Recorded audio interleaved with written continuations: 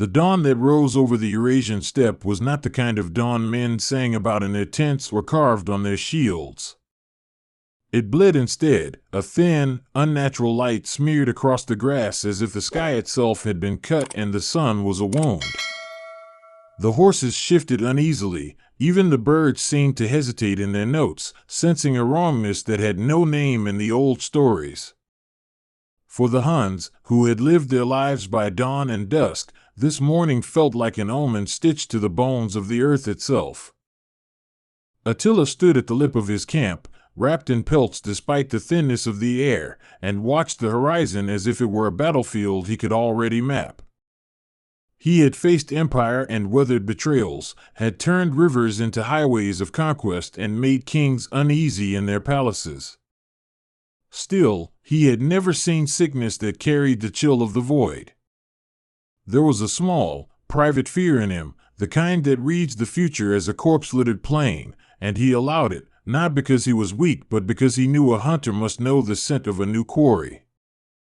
The first to come across the borders of Attila's knowledge were the wayfarers, a handful of scavengers who moved ahead of the main force in search of stray cattle and easy pickings. They arrived with faces drained of color, mouths frothing, eyes like black coins, clutching at one another in a slow, dangerous ballet. Their bodies moved with the gracelessness of wind-blown rag, and when they opened their mouths to speak there was no sound of words, only a wet, desperate cadence. The Huns had fought barbarians and legionnaires, but they were unused to the sound of hunger made manifest without reason. It was a Hun hunter who first felt the bite, a thin trickle across the thumb as he split a carcass. The wound puckered and grew cold in the space of a night, and the hunter staggered back into camp changed. He licked at the air as if trying to taste an old name, turned with a swiftness that was animal and instinctual, and then bit into a companion hard enough to tear flesh. In the confusion of that instant, the camp's rhythm collapsed. Screams rose, then choked, and the dead became the hunters. The infection moved like rumor, at first, sliding from man to man through teeth and blood and the careless practices of a people who prized closeness in winter. Horses carried the sickness in their mouths, herds went slack, their eyes milky as if a fog had crawled into their skulls. Riders fell and became things that ran and yet were not living. Attila's scouts that returned with reports of deserted villages found instead the teeth and stubble of life still clinging to corpses, as if a ghostly librarian had been cataloging appetite. The steppe, which had always welcomed the thunder of hooves, now waited in a silence heavy as burial cloth. News of the plague moved faster than light in the houses of those who had traded with far shores, for the world was beginning to grow small in ways men did not intend. Rumors of strange ships, of burning skies and torn seams between worlds, threaded through the markets like gossip about a promised raid. Merchants spoke of a fallen star that split open like an apple and let out a fever with the smell of metal. Soldiers from Rome, who thought themselves immune because their law was the law of conquerors, returned with the hollow look of men who had conversed with a thing beyond sanction. If the plague had a provenance, a rumor named it as something that had arrived on a vessel not like any ship the Huns had seen, metal and wrong, smoking in the gutters of night. Men who had tasted the mouths of the infected spoke of armor that did not scratch, of voices that remembered great powers with the fondness of a child recalling playthings. These whispers carried the names of heroes and monsters that were not of Hun tale but belonged to a larger world of capes and clashing miracles, and the combination of wonder and terror made the plague mythic. For Attila, a leader born to understand an enemy's weakness, the introduction of the unseen into his campaigns felt like a trap that had sprung open under his feet. The first battle against the infected became less a fight and more an anatomy lesson in a theology of hunger. The infected moved with a single-mindedness that cut through normal lines of defense. Spears and arrows found bodies that did not stop, heads were split and found to laugh still, an awful, gurgling sound. The Huns adapted with cruel logic, sharpen everything, burn anything that would not bind into order, set fire to the places where men had been close and careless. Attila convened his inner circle not in the great tent but beneath the open sky where the stars were witnesses. He listened longer than he spoke, for he had learned that too many words made plans brittle. His generals proposed burning whole valleys, cutting off trade routes and leaving the infected to rot in the cold like anyone else left to wolves. His shamans, however, muttered of spirits offended and veils torn, rituals that reached beyond hunger into the bones of the world. It was a strange congress, logic, superstition, and the raw calculus of survival all pressed together like fingers closing on a throat. In the early days, fear made men do strange things, and superstition wrapped itself around strategy like a second skin. The shamans suggested that the plague obeyed an older law, a contagion not merely of body but of soul, and they proposed rites of division, separating the clean from the unclean with fire and iron. Attila allowed it, not because he trusted the bone-speaking men but because a leader must use every tool at his disposal. So the camps were reorganized into rings, bonfires studded the plains, and watchmen were posted to ensure that no one, living or dead, moved without being accounted for. The infected were not uniform. Some moved with the gross, heavy force of the dead, leaving trails of gore in the grass. Others were twisted versions of old heroes, retaining a memory of their strength and using it to uncanny effect. A tall thing like a man who could have been a god lifted boulders and hurled them into ranks, and in that moment the Huns understood the true horror. This was not a simple sickness, it was the theft of power. It took the best of what men had once relied on and turned it into a weapon against them. The Huns' cavalry, which had been the essence of their dominance, became simultaneously their greatest asset and their most vulnerable point. Mounted warriors could outrun the crawling dead, slash through pockets of infected, and build momentum that shattered enemy lines. Yet the same swiftness meant riders could carry the disease far, and once a mount was infected, the rider risked losing both his horse and his life in the same breath. Attila ordered that new horses be kept apart, that those with uncertain status be tethered and watched, and that any sign of sickness be met with fire or the blunt brutality of the sword. Word of the plague attracted opportunists, as disaster always does.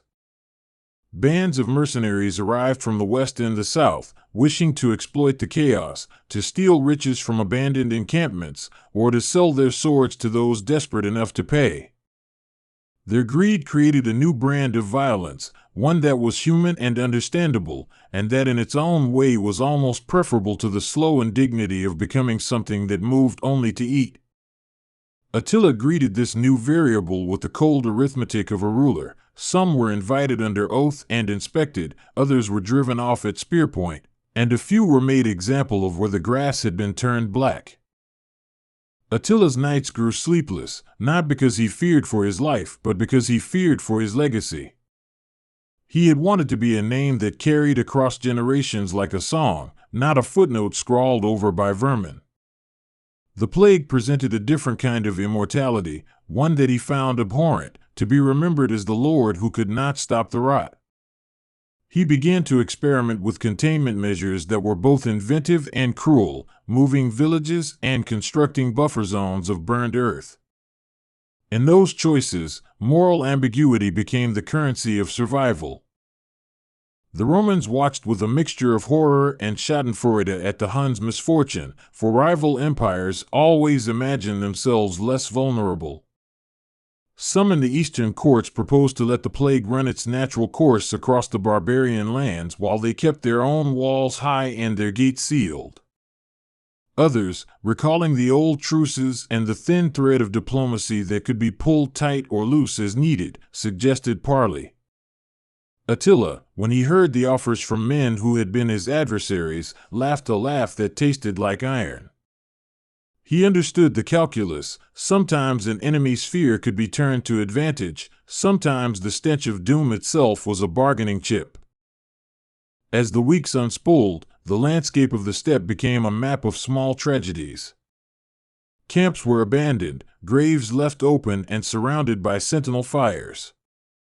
Occasionally, a group of survivors, wounded women, old men, children, would be found huddled in wattle huts, their faces pale with shock and their hands around spoons of cold porridge. Attila issued edicts to shelter those who were disease-free, recognizing that a people without caregivers would scarcely remain a people.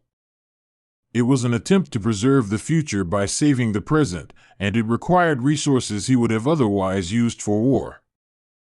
There were other, stranger turns to the plague as well. Some infected retained a sliver of memory, and in the brief flickers between ravenous moments they mimicked old habits.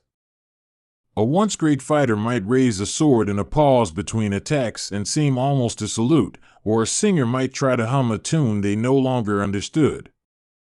These moments were the cruelest, for they revealed the humanity that had been devoured between gulps and hinted at the depth of loss. In the wake of such scenes, Hun mothers wrapped their children tighter, and men who had been brutal all their lives found themselves weeping alone beside fires. Knowledge was a weapon, and Attila sought to arm himself with it. He dispatched men to learn everything they could from those who had first encountered strange visitors, piecing together the legends of falling stars and cosmic plagues into a tapestry that could be studied and countered. He collected artifacts, charred metal, a scrap of unusual cloth, machines that word in no language he had heard. The camp's tinkerers and shamans argued over them with the intensity of religious debate, and out of their quarrels came a number of crude contraptions meant to test the contagion's limits: cages lined with copper, fires fed with sulfur, and nets imbued with bitter herbs. There were experiments the Huns performed out of necessity that would have shocked other cultures. They tried to starve the infected of flesh by offering meat that had been doctored with bitter roots and rancid fats, to see whether their ravenous compulsion could be sated with less desirable food. Sometimes it worked, and the infected paused like men at a poor feast, puzzled. Sometimes it failed, and the threat only grew. Doctors, or the Hun equivalent, those who had seen injuries and learned the logic of wounds, kept journals of symptoms and attempts, scattering their notes among the leaders with the caution one uses when passing a blade.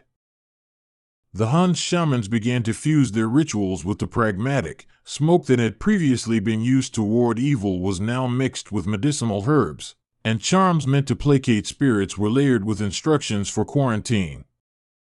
Ritual and science, in the teeth of disaster, made an uneasy bed. Attila respected what worked and discarded what did not. In such times, superstition is a mapmaker and must sometimes be allowed to chart the paths fear will not explain. In one of the more harrowing episodes, Attila led a deliberate foray into a valley teeming with the infected, not to conquer but to observe. He rode at the front, surrounded by a ring of his most loyal, for he needed to see the enemy to understand it. The ground was a spatter of mud and broken bone, and the air tasted of iron and rot. They found among the dead a creature whose jaw had once belonged to a man who could have been a legend, strong-shouldered, with hands that could crush skulls. And for a moment Attila saw in its features a reflection of what he might become if the world were cruel enough. From that day, something in him changed. The leader who had always been a storm became something like a strategy, narrow and focused. He organized hunting parties that behaved like crows, swooping and taking what needed to be taken and withdrawing before attachment could set in. He also began negotiations not with kings but with craftspeople and outcasts who understood metallurgy and the strange physics of the invading technology. The Huns became students, in a fashion, learning to repurpose the dangerous gifts from the sky into traps and wards. There were mythic moments that unfurled as if the world needed a tale to hold terror up to and stare at it. One night, a ruined temple on the edge of a now abandoned village became the scene of a massacre in which infected versions of creatures more powerful than any Hun could imagine tore into their prey with the casual brutality of gods who have been mocked. The spectacle was cinematic in the ancient sense, grotesque, unavoidable, and teaching a lesson in the price of proximity to strange power. Men watched and learned that sometimes the universe reintroduces old motifs, hubris punished, curiosity gulped down, only now with teeth. As winter approached, the behavior of the infected shifted. Cold slowed the weak, and fires took on an urgency they had not had before. Still, even in frost, there were aberrations, pockets of heat and movement where the dead shuffled on, where once powerful beings no longer shrugged off the bite of cold. The Huns used the season to their advantage, creating traps that relied heavily on ice and smoke, channeling infected into frozen hollows where a single well-aimed arrow could ruin an entire cluster. It felt, for a time, as if nature itself had been recruited to humankind's defense. Yet containment bred other problems. Supplies dwindled, and the logistics of maintaining a people falling apart became a different kind of war. Attila sent envoys to tribes and settlements that had not yet been touched, asking for food, horses, and artisans. Sometimes they complied. Sometimes they sent back arrows with a message of their own: survive or die by your own hand. It was the stubbornness of every people uninfected by catastrophe, and it forced Attila to decide who would live under his shadow and who would be cast out to face the tide alone. The social fabric of the Huns strained and then ripped in places under the moral load of the plague. Families turned on one another when hunger gnawed too close, and elders were sometimes left behind when a caravan needed to keep moving. There were astonishing acts of compassion as well. A craftsman who had lost his family stayed behind to fashion copper collars that allowed the healthy to handle dead meat without contagion. His sacrifice was anonymous yet profound. He knew he would not survive the winter, but each collar bought another child a mourning. Human kindness, in a sea of cruelty and decay, shone like a shard of clean glass. Religious leaders among the Huns evolved or were discarded in the face of a plague that did not bow to prayer. Some shamans claimed the hungers were a test, others a punishment, and a few spoke in new tongues, blending the names of old gods with the shuddering metaphors of the invaders. These new faiths gave people patterns to cling to, hymns to sing when fires were low and hope was a scarce commodity. But hope in the time of the plague was like a brittle star. It burned bright and then vanished, and the work of survival, more than any sermon, decided most mornings. Stories started to accumulate about feats of defiance that read like legends in miniature. A woman of no rank orchestrated a night raid on a camp of infected that had become a danger to an entire valley, and she did it with nothing but a rope, a handful of oil, and the cold discipline of someone who had nothing left to lose. Her success saved dozens, but also exposed the dangerous fact that the infected could be lured and manipulated, a realization that both empowered and terrified those who understood tactics.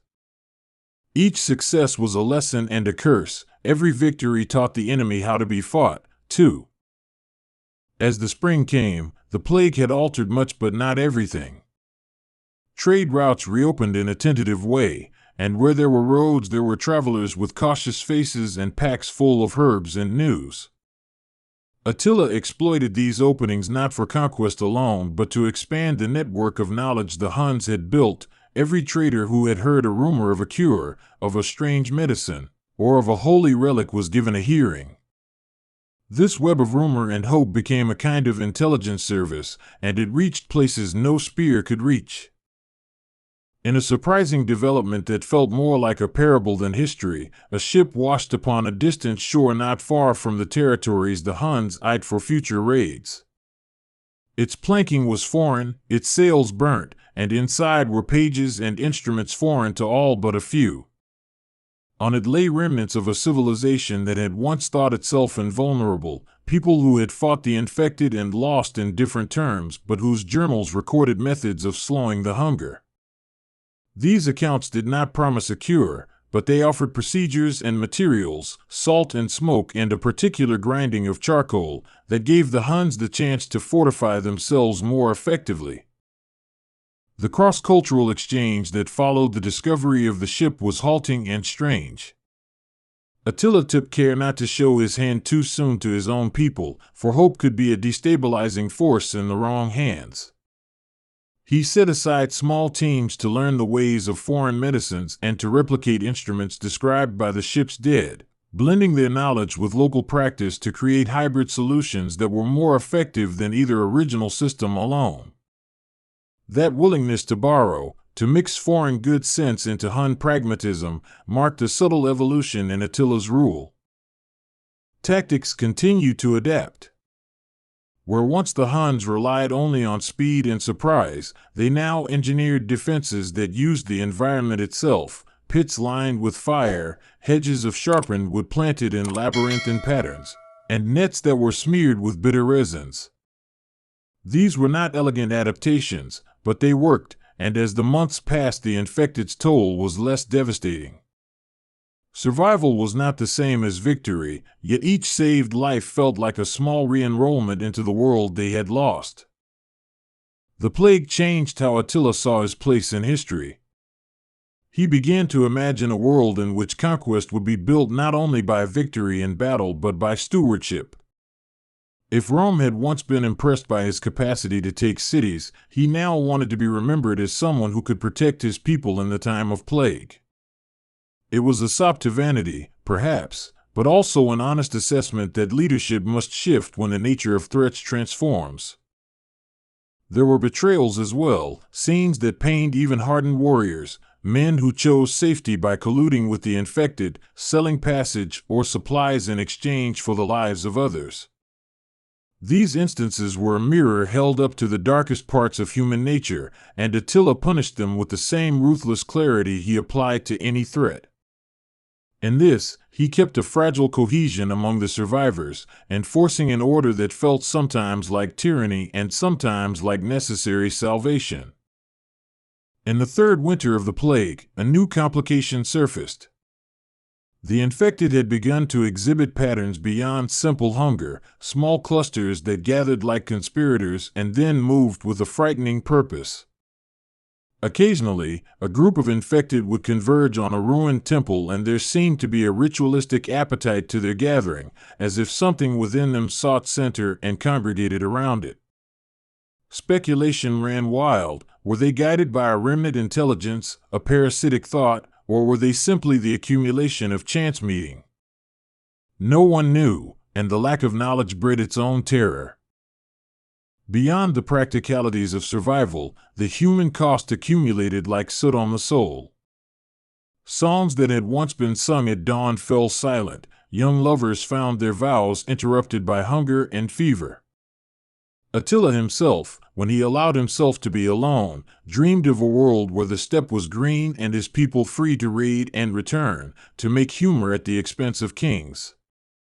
He had to grieve in private for the pieces of himself that had been surrendered to endless nights and hard choices. Once, in a small triumph that felt like a fragile blossom, the Huns managed to push back an entire swarm that had been menacing a village for weeks. They used a combination of salted fires, trained cavalry, and the newly learned practice of quarantining infected animals. The victory was not without cost. Bodies piled and horses died, but it rekindled an ember of communal pride. For a while afterwards, laughter returned to the campfires, rasping and a little uncertain, but real enough to be proof that life continued. Philosophical discussions grew like weeds in the leftover fields of human thought. Men and women asked whether the plague was punishment, an evolution, or simply the random cruelty of an indifferent cosmos. Others argued that catastrophe is the crucible of nations and that the Huns would emerge changed and perhaps stronger. Attila listened to these arguments with the patience of a man who knew that ideas were troops in their own right, able to rally or to desert a people depending on how they were wielded. As time went on, the Huns developed an economy of survival that blended brutality and ingenuity. They traded masks and copper collars, offered protection to caravans in exchange for necessities, and monetized knowledge about where the infected clustered. This was commerce born of necessity, and it taught them lessons about governance. Resources were not infinite, and the distribution of what remained could create peace or spark war at the flip of a coin. Slowly, the infected began to change again, their movements becoming less frenzied in some regions and more cunning in others. Hunters who had once been immune to panic found themselves caught off guard by infected that camouflaged their approach with the patience of predators. It was as if the sickness itself was learning from the resistance it met, adapting in grotesque imitation of evolution. In facing such an enemy, Attila realized that the struggle would be not merely to survive, but to anticipate an intelligence that had become shaped by human tactics. There were moments of dark levity that passed among the survivors, small jokes told low in the tents so as not to attract the wrong attention. A stolen bread roll became a tale in itself, felt as a victory to be savored. These pocketed joys were necessary. Without them, despair would have been a policy, and the Huns would have become an army of ghosts. Humor, quiet and careful, stitched communities back together when fear threatened to rip them apart. Eventually, a rumor began among the infected themselves, strange and almost impossible to verify, that some of those who had been bitten retained flashes of a prior life and were tormented by it. There were tales of the strong weeping in their sleep, of an infected warrior who once raided cities now pausing to cradle a living child before his hunger overtook him. These stories functioned like relics, offering evidence that not all was entirely lost. Even the bleakest narratives found gutters of light where compassion could leak through. By the time the fourth year of the plague turned the corner of history, the Huns had established a fragile equilibrium with the New World. They had fortified towns and learned to read the patterns of the infected like weather. Their culture had shifted, songs included laments for the dead, and those who had once cared only for plunder now valued the crafts that allowed them to endure. Attila, who had once measured success by the number of heads under his tent, now measured it by the number of living mouths he had managed to feed. There remained, however, an unresolved heart of the plague, the apparent association with that alien vessel, the rumors of superheroic power twisted into monsterhood. Attila sent envoys farther than before, men who traveled across water now, to the fringes of known empires, seeking knowledge in monasteries and in the pockets of scholars. They brought back more medals, more writings, and a sense that the world beyond was changing, too, and that whatever root the plague had was not simply a steppe phenomenon but part of a larger, darker rearrangement of power across continents. The years moved in a way that is indifferent to the suffering of men. Villages that had been inoculations of human warmth turned into memorials. Children born during the crisis learned to fear the sound of distant hooves and to recognize the smell of burning as the scent of safety. Yet life, stubborn as moss, continued in cracks. New leaders rose within the Huns who had not lived the glory years of conquest but had only known the governance of scarcity, and their priorities were different, less about glory, more about rebuilding. There was, finally, no grand apocalyptic moment in which the plague was declared finished, no trumpet blowing to announce victory. Instead, it faded like a fever that had spent itself, becoming a part of the landscape of misery and memory. The infected became rarer in some regions, and in others they lingered as a reminder that the world had been altered. The Huns persisted, a civilization that had been forced to learn modernity's cruel lesson before many other peoples could be taught it, that technology without wisdom can be a vector of ruin. Attila's latter years were marked by a quieting that suited him. He continued to ride and to make decisions, but he also spent long hours listening to the elders and the young, learning the shape of a society remade. He was not a saint by any measure, his choices were pragmatic and sometimes brutal, but he had stewarded the people through a storm they had not expected. When he spoke of the plague in those last seasons, it was less as a battle story and more as a lesson about the fragility of victory and the resilience of community. The steppe, scarred but not broken, slowly knit itself into a different kind of territory. Where once nomadic bands had delighted in the uncertainty of life, there grew a preference for stable refuges and fortified settlements. Trade routes resumed with caution, Mediterranean and Asian markets learning new protocols for handling goods and animals. The plague had taught the entire network of peoples across the known world a lesson about contagion, consent, and the brittle nature of civilization when confronted by forces no single culture could understand alone. Historians, if one can call them that among the Huns, wrote their versions of what had occurred in the language of both triumph and elegy. They would later argue over whether the plague had saved the Huns from their own excesses by forcing them to slow or whether it had merely delayed the inevitable sweep of empires. Such arguments, in their academic coolness, could never encompass the small human details, the mothers who had learned to suture wounds, the smiths who had traded blades for bread, the songs that had been rewritten in memory of those lost. The final, quiet legacy of the bloodstained dawn was neither cosmic nor tragically poetic, it was mundane and human. Children who were born in its shadow grew up to be craftsmen and leaders who valued the knowledge of their elders and the caution of their ancestors.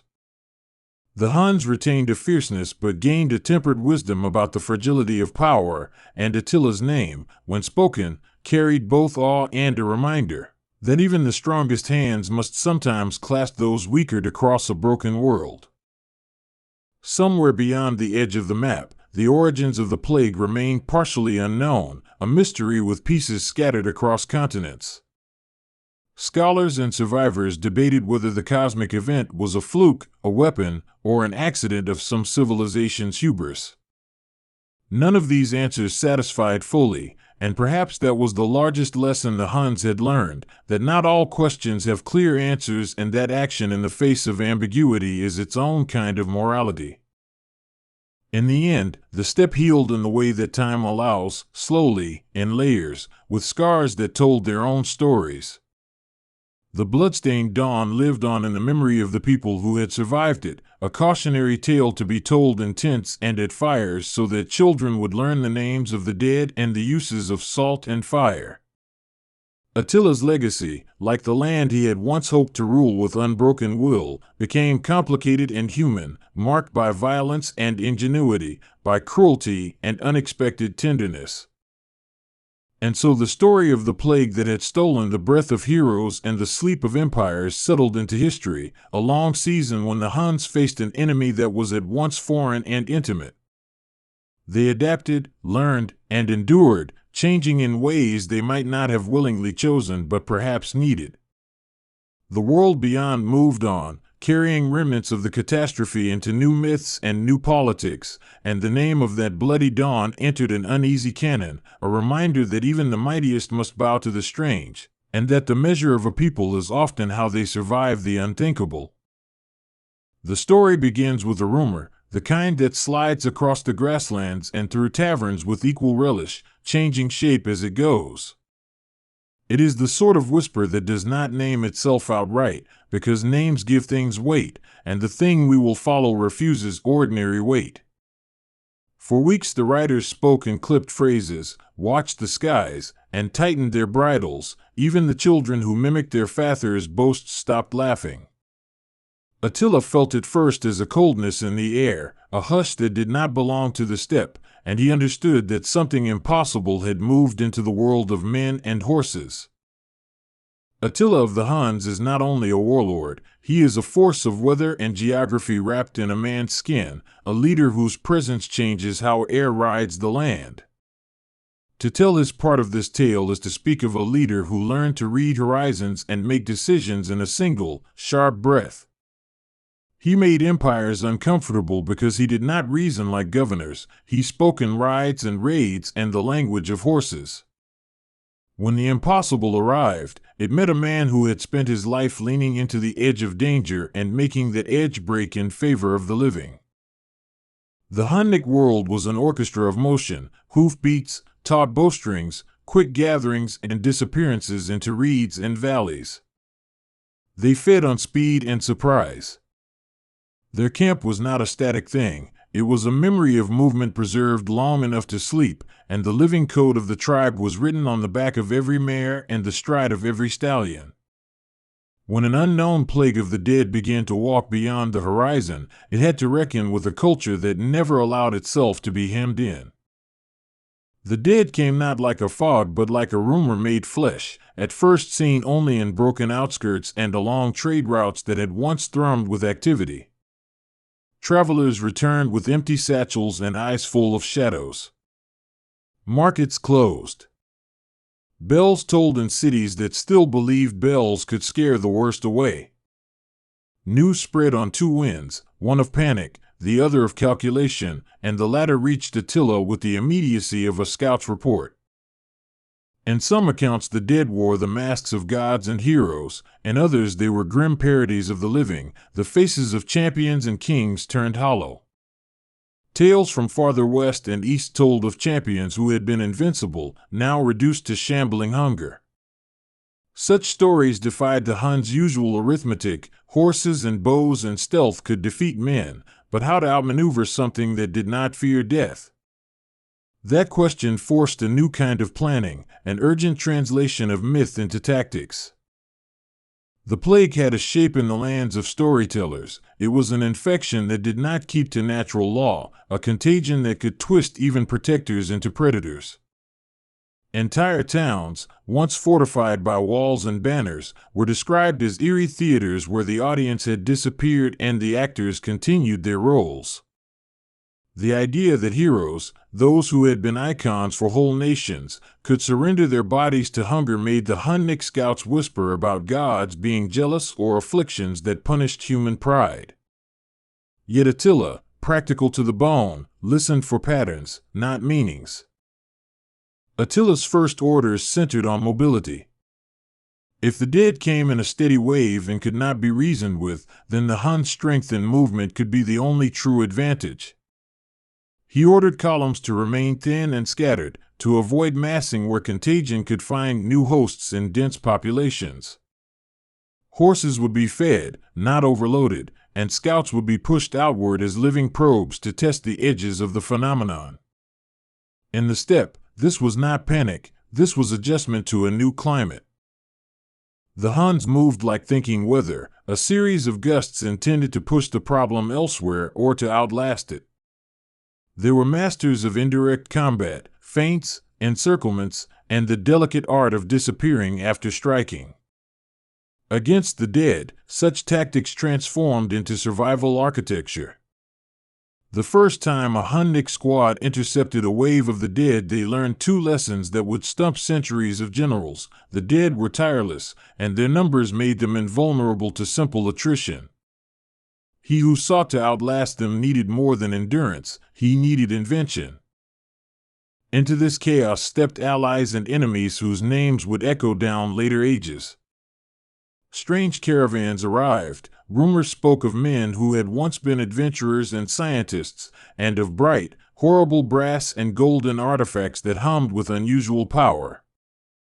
Some of these allies brought containment strategies born of distant knowledge, isolation, quarantine, and a brutal economizing of life.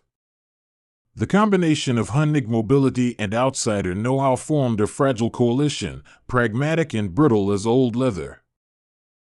The Huns were suspicious by nature, and any cooperation required currency, usually grain, horses, or the promise of safe passage. Attila, shorn of sentiment when it mattered, used diplomacy like a cavalryman uses a spur, swift, precise, never wasted on sentimentality. He would grant asylum to a scholar if that scholar could describe the enemy's movements. He would trade 1,000 horses if it bought a route guaranteed to remain free of the dead for a season. His bargains were ruthless but effective, and they changed the geometry of the conflict. Around the same time, stories of the dead encountering cities with monuments to the old world, stones and statues of heroes, began to circulate. The undead seemed to be attracted to symbols of might, to places where the living had once felt safest. This created a dilemma for rulers who had based their legitimacy on monuments and palaces. To lose a fortress to the living dead was to see the very idea of power undermined, and so the coalition that formed around Attila did not merely fight the undead. It debated how to reframe authority in a ruined landscape. Attila, ever the pragmatist, was quick to see the deeper question: is power the possession of territory or the ability to keep people alive? His answer leaned toward life. He reshaped laws and traveling camps, decreeing that the maintenance of food and the guarding of flocks mattered more than a city's banners. He knew that the capacity to feed men and horses would be the true currency of any future, and this transformed Hunnic rage from mere plunder into organized resource management during crisis. When the dead tested the edges of those supply lines, it was the clarity of his logistics that made the difference between survival and collapse. The dead, for all their relentless motion, were not silent teachers. They inspired new myths among the campfires of the living. Elders gathered children by the warmth of the coals and told them that the world had a new teacher, one who taught the value of speed and the danger of crowding. A myth grew where the old gods were jealous and the dead were envoys, and in that telling the Huns were, perversely, the custodians of a new kind of sacred caution. Those stories made discipline feel like destiny and gave soldiers a purpose that was larger than simple survival.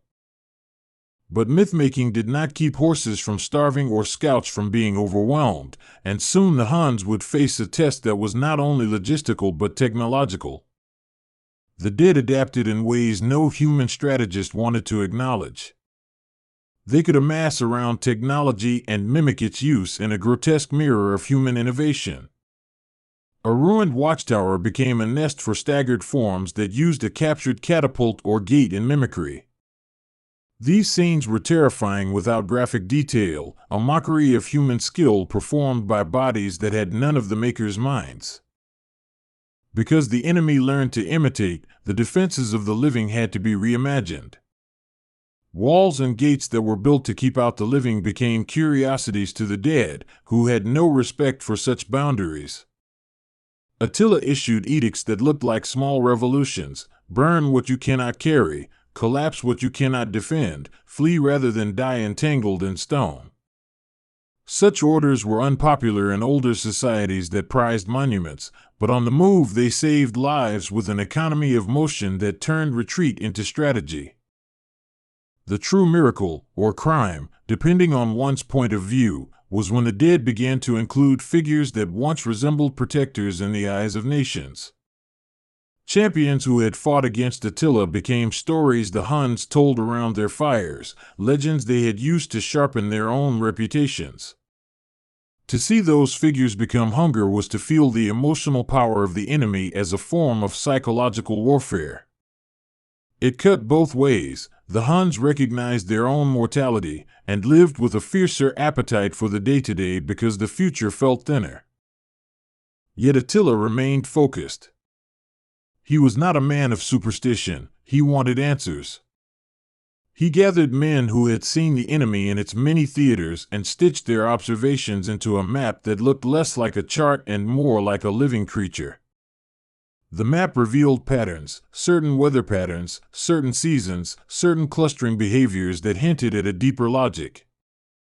He then used those patterns to predict next moves with the ruthless punctuality of a clockmaker. The coalition with outsiders provided another advantage: knowledge of containment techniques that had been theorized by scholars who had never been outside safe walls. Quarantine became an art form practiced by the horseborn, an exercise in minimalism. Camps were reorganized into smaller, individually defensible cells, and supplies were rotated to reduce the chance that infection could find a foothold. The result was a patchwork of settlement that could withstand a siege of the undead by refusing to be a single, tempting target. In the years that followed, strategies matured into doctrine. The Huns developed rituals around scouting that read like liturgy, training young riders in the sacred tasks of reconnaissance and retreat. The most dangerous moments were not when the Huns met the dead in open plains, because speed gave them an edge, but when the dead exploited human tendencies to cluster, a funeral, a grain store, a fortress. At those moments, discipline was the difference between maintaining a people and meeting oblivion. There were moments of near-mythic improvisation. One night an advanced picket discovered a cluster of the dead frozen in a winter lay, their movements slowed by cold. The picket reported back, and Attila turned the event into an experiment. The Huns lured them into marshland at a calculated pace and then broke the ice at a channel, sending the cluster into a watery trap where their movement was stilled. It was not a glorious victory. It was a pragmatic fact made into a lesson. The living celebrated the moment as proof that even the impossible could be outmaneuvered. The Huns also learned to weaponize rumor. If the dead sometimes moved toward places that bore symbols of power, then making power visible at the wrong moments could bait them into traps. Attila ordered false banners erected in marshy ground and sent decoys with bells. The dead, drawn as if by a predator's scent, marched where the living intended and were then channeled into containment. It was an ugly strategy, unforgiving in its cold logic, but it worked often enough to become a grim craft. Yet the dead were not merely predictable beasts, they were an intelligence by subtraction. Their relentlessness taught humans to question assumptions about victory and victory's cost. How many lives should be spent to halt a tide that could never truly be stopped, only managed? Attila answered with another of his brutal calculations. He valued the living's future more than any standalone triumph. That ethic kept his people alive after many others had fallen to bravado or sentimentality. Stories from other regions complicated the field. In the great cities beyond the Huns' habitual range, people attempted to weaponize the dead, to turn them into instruments and reassert human superiority. Those experiments sometimes produced temporary advantages, but they also birthed disasters that made entire districts uninhabitable. Such trials revealed the truth that Attila had come to accept: the dead could not be harnessed without risk of becoming the harnessed themselves. That paradox hardened his belief in containment rather than conquest. As seasons turned, alliances shifted. Tribes who had once been enemies found new reasons to lay down old grudges. Survival. Some of the Romanized communities, proud and steeped in stories of empire, offered knowledge of fortifications and engineering. In return, they sought the Huns' cavalry support. These scenes were not grand reconciliations, they were exchanges at a market where the price of each commodity was patience and the virtue traded was mutual distrust. Together they learned grimly efficient ways to resist the dead's advances. The cosmopolitan center of the old world provided new threats and new tools. The dead, in their grotesque parades, sometimes mimicked rituals and languages. They adapted to recognition, to visual cues that signaled feeding grounds. The mix of hackneyed superstition and real observation made the coalition rigorous in its approach to ceremony. Rituals were simplified, public gatherings minimized, and the elaboration of state spectacles shelved. For cultures that had sung their identity into monuments, this silence was a slow kind of death, yet it was also the clearest path to survival. Attila's leadership sharpened into a doctrine historians would later try and fail to summarize in pure motives. He balanced cruelty with a deliberate compassion for saving what could be saved. He punished those who hoarded or risked entire caravans for petty profit, because a single selfish act could feed the dead for a week. He rewarded those who shared horses and knowledge. In this way, the Hunnic moral code became a survival ethic, pragmatic and austere. There were battles that read in the later records like dark parables. One such encounter involved a ruined amphitheater where a host of the dead had clustered, drawn by the echoes of old chants that once rallied crowds. Attila did not order a direct assault. Instead, he set a ring of fires and forced the dead into an attic of the amphitheater that had long been sealed by time. Then, under moonlight, He lit the outer grass to force a narrow passage and let the currents of air and flame carry the undead away from habitations. The dead dispersed, and the living reclaimed a patch of earth through guile rather than glory. In these years, the dead developed scarier innovations of their own. They sometimes moved in patterns that suggested coordination, a choreography of bodies that had once learned to fight together as organized units. That mimicry created the illusion of strategy by the dead, forcing the living to respond with more elaborate tactics. If the undead could imitate a wall, the Huns devised ways to prevent that wall from becoming a shelter. They turned that imitation into a sieve by using trap lines and pivot points that broke cohesion. This era also gave rise to a new kind of heroism among the Huns. Not the blade for honor heroics of songs, but the quiet heroism of tenders and medics, the horse keepers who ensured the cavalry could move and the elders who taught children how to read the sky. These people did not often make chronicles, yet they formed the backbone of survival. Attila recognized them as central to his survival state, elevating their work with rewards and status that would have been meaningless in other times but vital now. Trade routes shifted as well. Caravans that had once followed predictable lines wound in serpentine patterns to avoid contact, and some merchants converted their wares into knowledge cargo, maps, notes on which roads had become hotbeds for the dead, medicinal herbs, and techniques for preserving meat without building a stationary smokehouse. The economy of the region became a strange hybrid of wartime commerce and academic inquiry. Knowledge, more than gold, became a commodity that could be bartered for safe passage.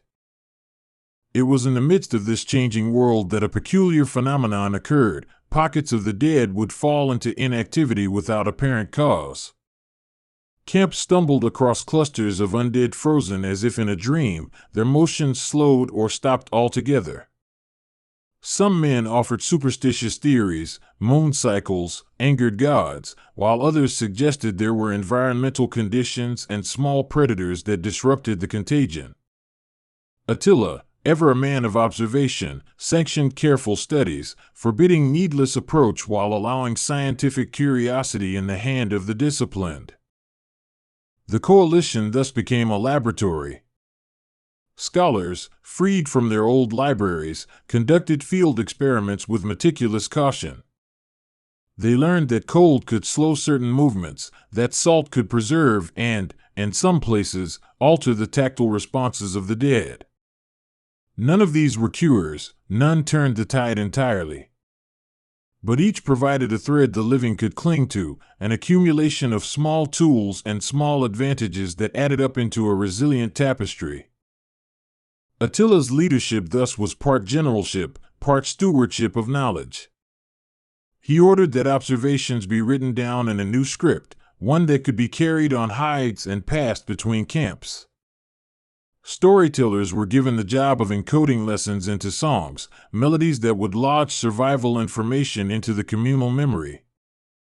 This blending of martial and mnemonic strategy created a cultural continuity in a world increasingly prone to rupture. The Huns were not merely surviving, they were building a cultural immune system. The steppe itself offered both hazard and refuge. Its openness allowed the Huns to avoid enclaves of the dead, while its lack of permanent shelter made stationary survival difficult. Attila's people learned to use the land tactically, reed beds that hid movement, river folds that altered the dead's path, and escarpments that sheltered whole caravans from the observation of the hungry dead. The land was no longer background, it became an active partner in a strategy whose rules had been rewritten. Yet even the best strategy cannot remove grief. The Huns grieved in a way that was practical and private. They mourned with culling and with songs, with the quiet slaughter of animals that could no longer be fed, and with small cemeteries moved frequently to avoid attracting the dead. Attila allowed these private rituals, understanding that morale was a resource to be maintained. He did so not out of softness, but because he knew that a broken people would be easier prey for both the dead and human enemies who sought to exploit despair. pressure from human enemies did come. Rivals who had watched Attila's rise saw advantage in the chaos and attempted to consolidate territories left empty by the dead. Those rivalries forced alliances into action more often than their shared fear of the dead did. The Huns used their speed and knowledge to strike at opportunists quickly, preferring raids that reasserted boundaries and took little from the land. Attila's aim was always to minimize the disruptions of his own people while maximizing the difficulties of those who would prey on the weak. Stories from ruined citadels told of desperate governors who tried to seal their populations in and ration their resources with a cold hand. Many of those attempts failed because humans, unlike the dead, needed social ties to uphold rationing schemes without revolt. Attila, who often negotiated with such governors, preferred partnerships that devolved into federations, loose confederations that could restructure fast if a given node was compromised. These federations were fragile, but they proved tenacious in the face of the undead's slow patience. Attila's greatest challenge, perhaps, was not external. It was the conversation he had with himself about what survival meant in the long run. His victories were often small and tactical, an intercepted convoy here, a successful deception there, but the question remained, could a world so shapeless and mobile endure? The Hun leader pondered scenarios in the quiet of tents, listening to the low noises of horses chewing their rations and wondering whether the dance of survival had any choreography beyond the immediate. These interior moments humanized him beyond the stereotype of a conqueror. As years accumulated, technologies adapted for survival became oddly hybridized. Simple sieves and traps coexisted with recovered relics of a world gone by, mechanical devices restored to purpose, and exercise and salvage and apply. The force that learned quickest in combat reached far into the cultural detritus and repurposed what had been weapons or art into instruments of containment and community. A bell stolen from a temple became a warning system, a statue's broken arm became a lever for a gate that no longer kept people out but kept threats at a necessary distance. Culturally, the Huns' long contact with the dead altered their aesthetics and rituals. Weaving patterns began to mimic protective sigils, garments included folds that hid small pouches of salt or bitter herbs, and oral histories emphasized the virtues of listening and seeing, usually reserved for scouts. These subtle changes were not superficial but functional. They encoded a survival ethic into the fabric of daily life so that children learned safety as naturally as speech. In such ways, survival culture ossified into tradition, and Attila's era became a crucible where new customs formed like steel. The dead continued to vex with occasional cleverness. They sometimes replicated the sense of the living by scavenging trappings and clothing, fooling dogs, and sometimes misdirecting whole squads. That adaptation forced the Huns to rethink scent as a vector of deception, and they responded by inventing scent masking practices, smoldering amber and pungent herbs that overwhelmed the imitation.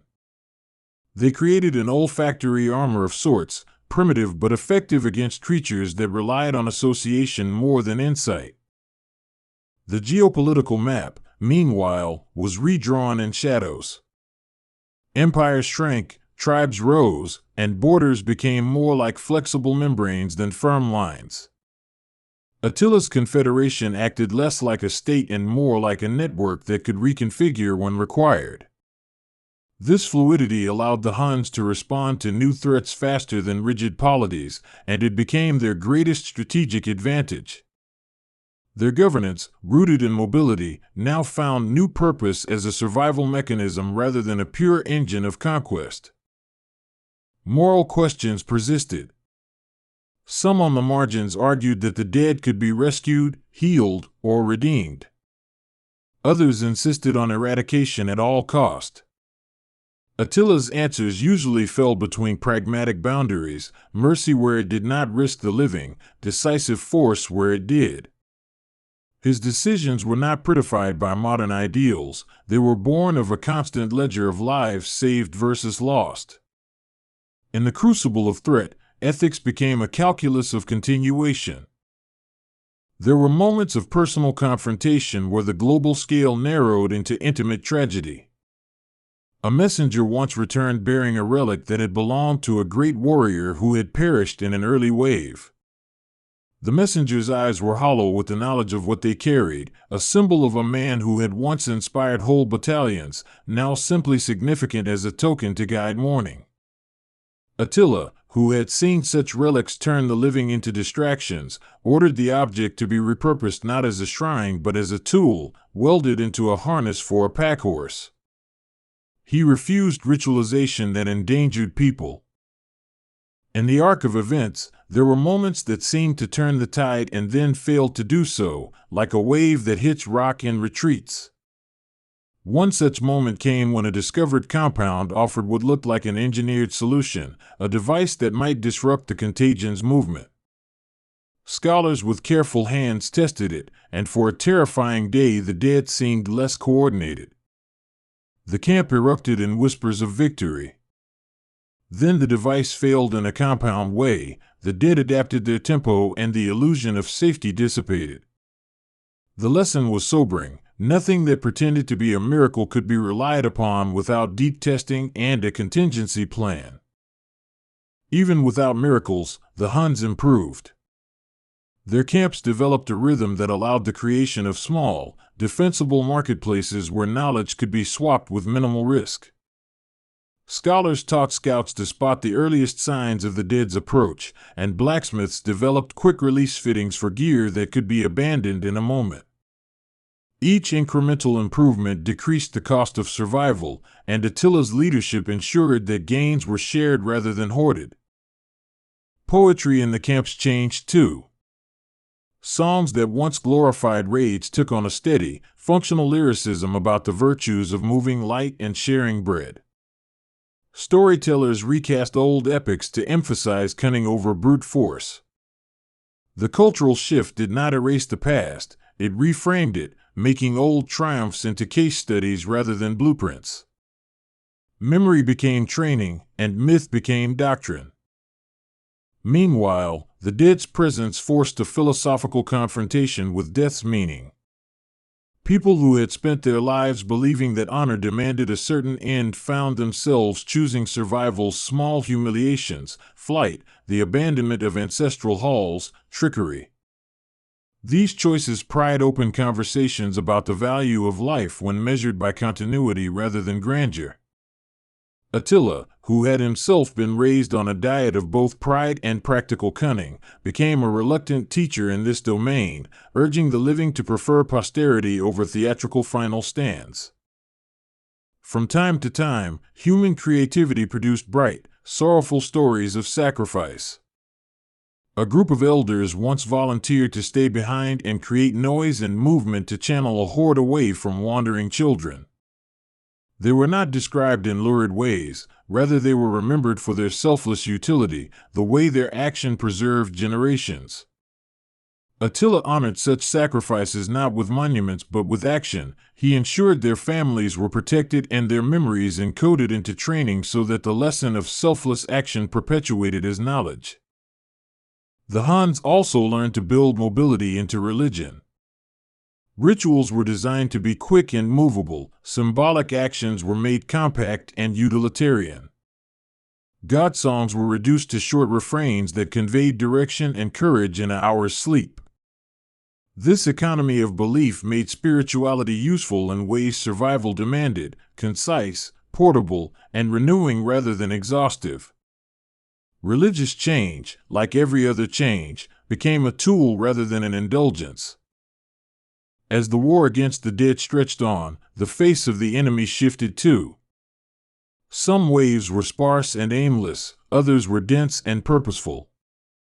In some regions, entire armies of the dead would advance, moving in patterns that suggested a past life of training.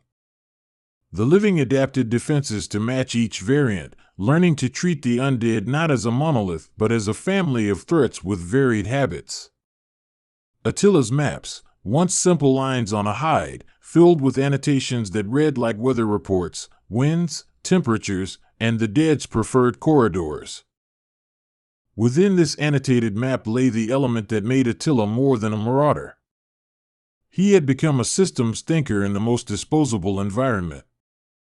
He did not elevate goals into moral tales, but converted them into feedback loops that could be modified with quick surgical changes. When a supply line was compromised, he rerouted and learned. When a trick failed, he never repeated it. The learning speed of his confederation became his true weapon.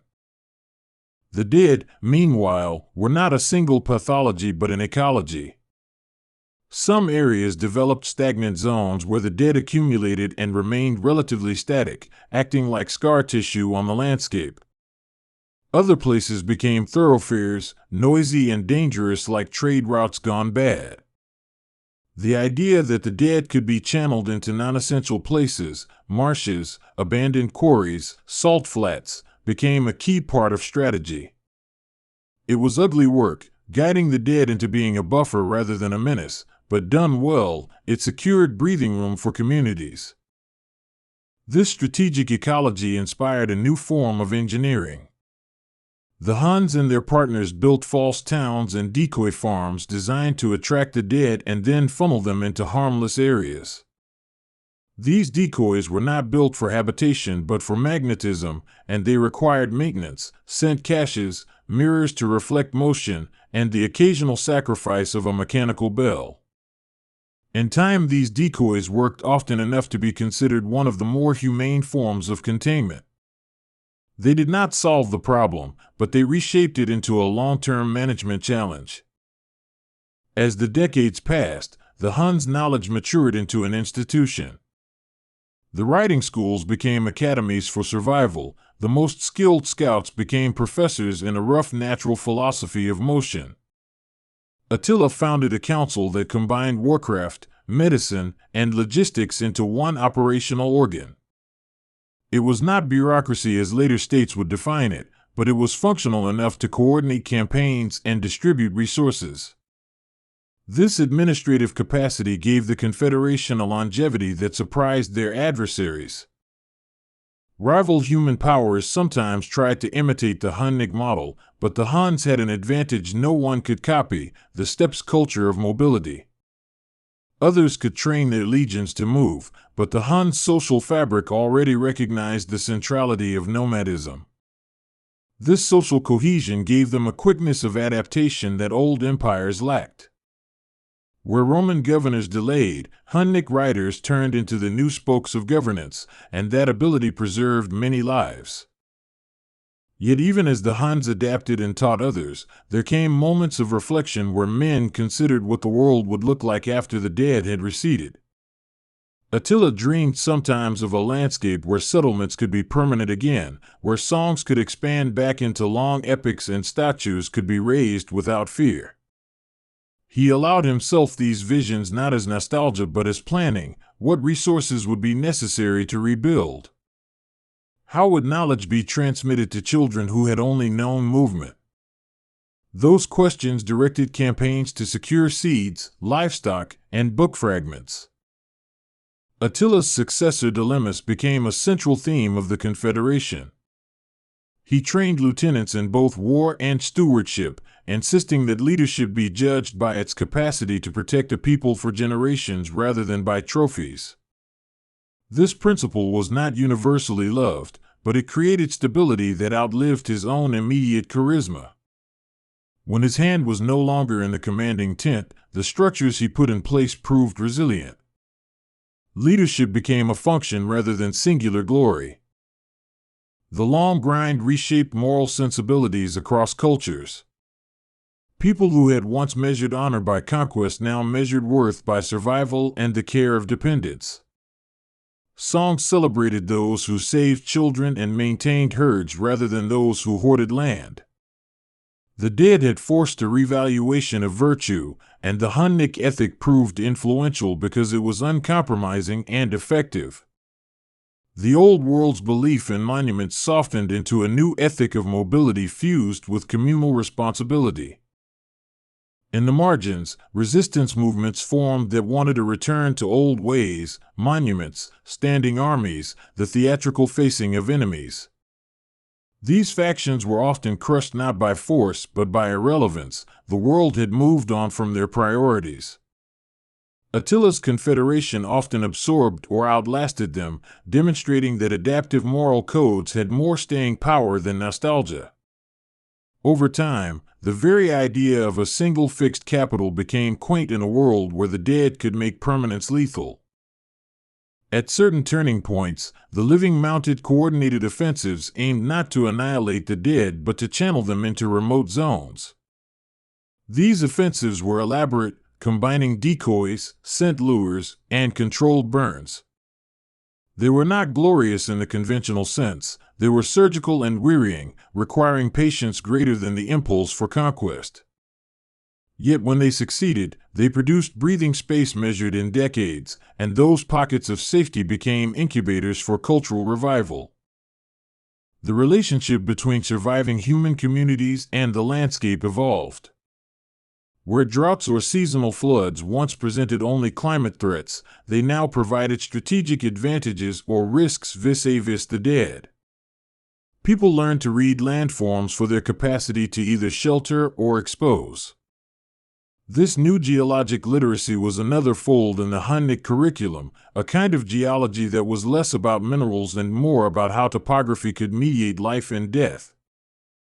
Religion continued its quiet evolution.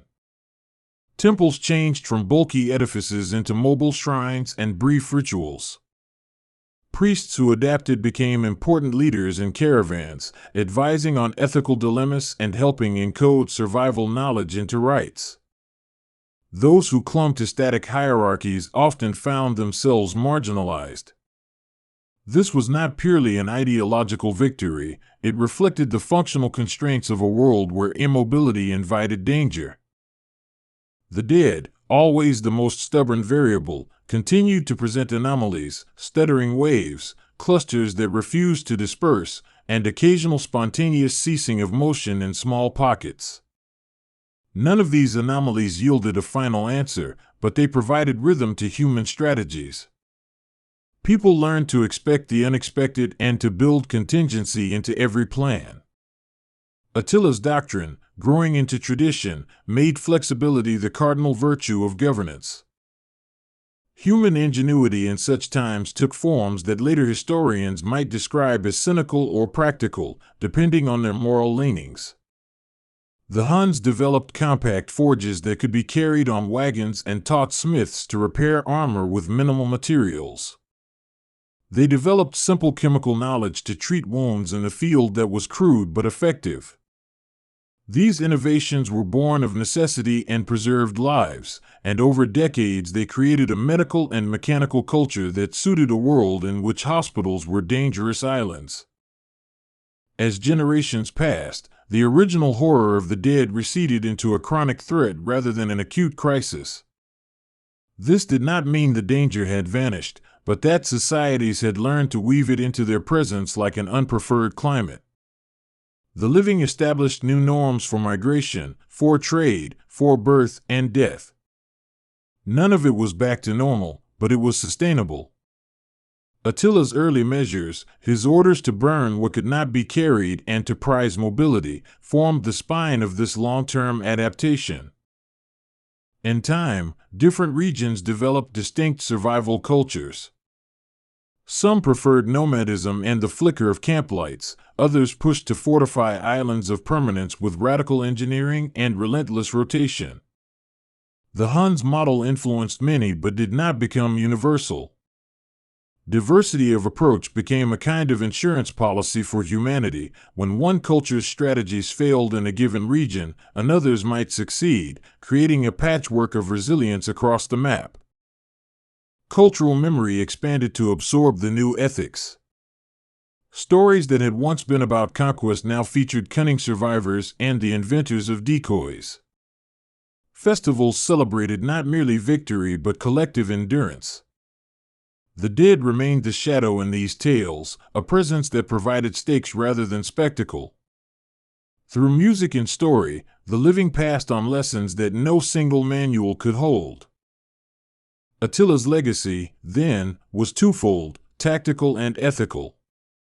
Tactically, he turned mobility into a scalable defense, invented practical institutions that prioritized preservation, and advanced a pragmatic science of survival. Ethically, he shifted values from the monument to the caravan, from demonstration to continuation. That shift would reverberate long after the mortal leader himself had faded into the layered historiography of a battered world. Looking back across decades, historians, those who would write in calmer times, would debate whether Attila was a savior, an opportunist, or something more complex. Some would romanticize his courage, others would condemn his ruthlessness. But the central fact remained that under his watch, a people learned to live with an impossible enemy. The dead never ceased to be terrifying, and they never became a problem that could be solved by the usual heroics. They were managed, negotiated with, and outwitted in ways that saved lives. The long-term result was a world where human creativity was refocused. Cities that had once towered above plains now shared their nobility with traveling academies and mobile doctors. The instruments of power grew less tied to land and more to expertise, people who knew how to read the patterns of the dead, how to maintain horses, and how to keep a caravan safe became as important as governors once were. This redistribution of authority created a less hierarchical but more flexible mosaic of human governance. As centuries unfolded further, the dead either declined in certain areas due to human management or remained a chronic presence in others. The reasons for these divergences were complex mixtures of climate, geography, and luck. Yet the pattern was clear enough: where humans adapted fast and shared knowledge, populations stabilized. Where they reverted to old hubristic models, they were punished and often depopulated. Attila's lessons on the value of movement, of knowledge sharing, and of pragmatic ethics proved the more durable formula. Modern recountings of the conflict often romanticize particular moments, but a sober reading shows the story as a long series of small, cumulative acts. There were no single cataclysmic victories that solved the problem in one season. Rather, there were decades of disciplined work, rituals of care, and the slow construction of institutional memory. Attila's role was crucial as a catalyst for those changes. He converted panic into practice and taught a people to make survival an art form as refined as any of their previous warcraft. At the close of the arc, the world that remained was scarred but resilient. Monuments had been repurposed, languages had shifted toward compact expression, and the art of governance had learned to prize mobility. The dead were no longer the singular terror they once were, but their presence continued to shape landscapes and choices. Attila's confederation left a cultural imprint not only in the territories they once raided but in the practices that allowed people to persist. In the end, Attila was not remembered merely as the man who fought against the dead. He was remembered as the leader who treated survival as a craft. He taught that the impossible could be mitigated through discipline, communal sacrifice, and innovation. That lesson did not conjure a clean victory, but it established a durable civilization capable of adapting to threats that outlived a single generation. The Hun's story became, unexpectedly, a long tale of human tenacity. Contemplating the panorama of centuries, it is possible to see how the living, when faced with a foe that mocked death itself, did not surrender to fatalism. Instead, they altered their institutions, redefined their ethics, and learned to build a world that tolerated menace without being consumed by it. Attila's leadership, harsh and unsentimental, offered a template for that transformation. The narrative of the Huns against the dead thus becomes a study in the art of continuing, the stubborn human capacity to make life viable under impossible pressure. And so the story must close not with a final battle that sweeps away the dead in heroic climax, but with the quieter image of a caravan moving at dawn through a valley, a line of riders and wagons whose rhythm has been honed by decades of hard lessons. Children ride at their parents' sides learning songs that are half instructions and half lullaby. Those songs do not pretend that the danger has vanished. Instead, they teach how to live with it, how to be adaptable, and how to pass knowledge forward. That legacy is Attila's peculiarly stubborn gift to the world, an ethic of life over spectacle and continuity over conquest. If one wants a moral to the tale, it is not that brute force wins nor that curlings of nostalgia for monuments are wrong, but that survival often demands a reshaping of values. The Huns, under Attila, exemplified this truth, a people who converted their cultural strengths into the tools of long-term saving. The dead remained an indelible presence in the world, and that presence continued to shape human choices. Yet even amid the persistent horror, humans kept building, training, and singing small, steady acts of resistance to obliteration. Listen as we begin with a simple image, a great city at dusk, walls high enough to catch the light and guards who have grown used to the rhythm of life and death. People move through the streets with familiar purpose, markets hum, and law seems to hold like mortar between stones. Yet beneath the surface, fissures appear, taxes grow heavy, loyalties bend, and the lessons of yesterday fade like plaster in rain. This is the world into which a new and terrible force will arrive, a force that will reframe how we think about empires, armies, and hunger itself. The Roman Empire of the late 4th and 5th centuries is a tapestry of paradox. It bears monuments to order, roads that stitch continents, and bureaucratic ingenuity that has been the envy of the world. At the same time, the empire is beset by internal rot, fiscal pressures, political turnover, and a military stretched thin across vast frontiers. These tensions do not collapse Rome overnight. They set the stage so that an external shock can do its most devastating work. Into that stage ride the Huns, a people of horses, bows, and rumor who seem to arrive like a storm that came out of nowhere. Their mounts cut the plains of Eastern Europe and their raids reverberate across borders, stirring fear like a bell. To the Romans, they are less a single polity than a wave of events, a series of swift and brutal incursions that test the empire's capacity to respond. Yet the Huns are only one part of a larger mosaic of migrations, alliances, and opportunistic violence. Attila becomes the face of that wave, an extraordinary character shaped as much by exile and ambition as by the raw force of his cavalry. He consolidates power in the 430s and 440s, ruling with a combination of diplomacy and intimidation that makes him both feared and respected. Under his leadership, the Huns exact tribute, dismantle fortifications, and force treaties that rearrange the political map of late antiquity. Attila's fame blooms not because he merely conquers, but because he does so with an almost mythic efficiency, bending states to his will like a blacksmith molds iron. There is a metaphor that will serve us as a bridge to another strange story, contagion. In the same way the Hunnic invasion spread disruptions across the Roman world, contagion travels through a population and ravages it from within. Imagine a sickness that saps not only flesh but restraint, that eats away at trust and transforms neighbor into predator. This image will bring us closer to the strange fictional landscape of Marvel zombies, where heroes turn into the thing they were sworn to fight and civilization unravels in small, intimate stages. Marvel Zombies is a tale of corruption and appetite writ on the largest possible canvas. It takes familiar icons, figures who represent protection, virtue, and power, and flips them into monstrous versions of themselves. They are not merely enemies to be defeated on a map, they are the living ghosts of an ethical failure, consuming what they once guarded. When reading that story in parallel with the fall of Roman power, it becomes possible to see both as parables about institutions that feed on themselves while the world burns outside their windows.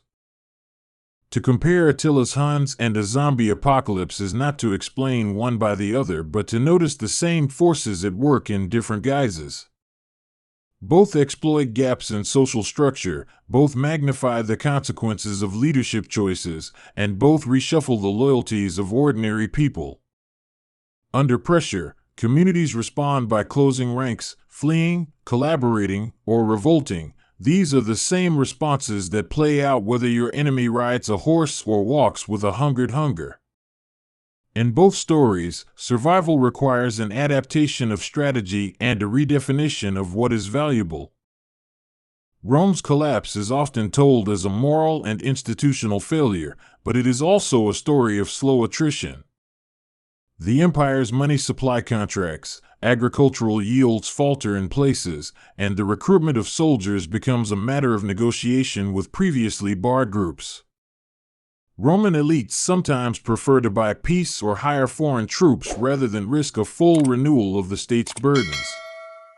Each pragmatic decision eases a temporary pressure but accumulates into a systemic fragility that invites disaster. One of the most decisive moments in this era is the Battle of Adrianople in 378, a clash that shamed imperial might and exposed structural weakness. The defeat of a Roman army by Gothic forces underlines the problem that professionalized armies could be outmaneuvered by more mobile, motivated opponents.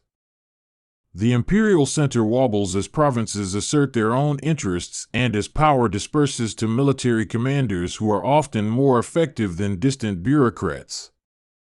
The result is a patchwork of authority that can be negotiated or coerced, but not controlled the way an old empire once was. Parallel to military defeats are diplomatic accommodations that often look like surrender. Romans enter into federati arrangements, granting land and rights to barbarian groups in exchange for military service. In the short term, this solves recruitment problems and fills vacancies in the ranks. Over the long term, it creates pockets of semi-autonomous power that erode centralized control and shift loyalties from the state to local chieftains or federated leaders. Attila uses these fragmented loyalties to his advantage, striking where cohesion is weakest and demanding tribute where order once was. He is both a predator and a shaper of policy, altering the calculus of diplomacy by threatening swift devastation. Cities that once expected to be defended by the empire find themselves negotiating with a man who answers to his own code of gain and retribution. The transaction costs of defense increase, what remains of Roman security frays into private arrangements and ad hoc coalitions. In the Marvel Zombies universe, contagion functions similarly as an external pressure that transforms internal relations. Communities fight not only the infection but the social consequences of starvation, distrust, and the collapse of norms. Heroes who once coordinated defenses become vectors of destruction. Leadership becomes ambiguous when the persons entrusted with protection are themselves corrupted. The social fabric that held communities together, ceremony, law, and mutual obligation, unravels like thread pulled from a once sturdy loom. Understanding the Huns requires a departure from the caricatures they acquired in Roman sources. Contemporary chroniclers often paint them as barbaric and inhuman because those authors are writing from a Roman perspective threatened by foreign breakthroughs. But the Huns organized swiftly, excelled in logistics appropriate to their environment, and practiced a diplomacy that recognized the value of negotiated advantage. They were not mindless agents of chaos, but a formidable polity with an economy and a political logic suited to the steppe world they inhabited. This steppe logic prized mobility, accuracy with the composite bow, and a command structure that rewarded loyalty and effectiveness. Hunnic bands could displace large populations through raids and diplomacy, creating refugee flows that in turn destabilized regions more firmly planted in agrarian economies. Those refugees sometimes carried with them skills, customs, and grievances that would transform the social landscape of Roman provinces. Like the survivors in any plague narrative, migration reshapes demographics in ways that endure for generations. Attila's campaigns through Gaul and Italy illuminate the limits of Roman defense and the elasticity of barbarian strategy. At the Battle of the Catalonian Fields in 451, a coalition halted Hunnic advance but did not end the larger pattern of pressure on the Western Roman world. Hunnic incursions leave cities devastated, harvests lost, and trade routes intermittent. This economic damage compounds the fiscal problems Rome already faces. Instead of a single decisive moment, Rome finds itself in a long attritional contest with forces that change the environment of power. The sack of Aquileia is often cited as a pivotal episode in the Italian campaign, a city torn apart and a population dispersed into marshes and hinterlands. Its fall sent shockwaves across Roman Italy, causing elites to reconsider the viability of urban luxury and to seek refuge in the countryside. This practical reorientation of settlement patterns has profound cultural consequences, contributing to the decline of urban life that had been central to Roman identity. In a society where bread and circuses define civic belonging, the loss of such centers is a spiritual as well as a demographic wound. Attila's eventual retreat from Italy and his sudden death in 453 do not undo the damage done. Rather, they signal the fragility of empires built by conquest rather than consolidation. The Hunnic Confederation dissolves after his death, demonstrating how fragile personal empires can be without institutional depth. This rapid contraction after a period of explosive expansion feels eerily familiar when compared to outbreaks that burn hot and then fade without leaving a stable new order. The memory of Hunnic terror persists, but the political landscape has already been irrevocably altered. In a Marvel zombie scenario, the death of a primary vector or the collapse of a central node of infection can cause an apparent respite that belies deeper transformation. Cities scorched by the hunger do not simply rebuild as they were. Survivors repurpose ruins, fashion new hierarchies, and codify previously ad hoc rules for coexistence. The moral framework of heroism itself must be rewritten when the object of trust is no longer reliable. Both in history and in fiction, catastrophe becomes a form of education for the societies that remain. We can trace the aftershocks of Rome's decline in the rise of barbarian kingdoms: Visigoths in Spain, Ostrogoths in Italy, Franks in Gaul, and Burgundians in the Rhone Valley. Each new polity absorbs Roman administrative practices while overlaying them with local customs and military priorities. Legal pluralism emerges as a feature of this era. Roman law survives in fragments and is adapted to new realities. This process of synthesis gives birth to medieval institutions that will define Europe long after Rome's last emperor is deposed. The deposition of Romulus Augustulus in 476 is an emblematic endpoint for the Western Roman political project, yet it was preceded by decades of incremental erosion. Odoacer's act is as much a recognition of changed realities as it is a seizure of power. The fall is therefore both sudden in its symbolism and extended in its mechanics, a punctuated equilibrium between the old order and the new world. It is the kind of transition that gives historians pause. How do you measure the exact day an empire dies when the social and administrative bones have been disassembled over generations? Religion, particularly the rise of Christianity, plays a complicated role in late antiquity's transformations. For some, Christianity offered an alternative loyalty that transcended ethnic and political divisions. For others, it provided authority that could be marshaled to support resistance or accommodation. Church leaders sometimes mediate with invading leaders, negotiate ransoms, or claim moral authority in ways that rival secular power.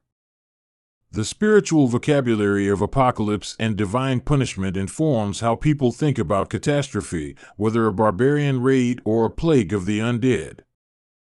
Attila's image as the scourge of God shows how apocalyptic interpretation can shape political memory.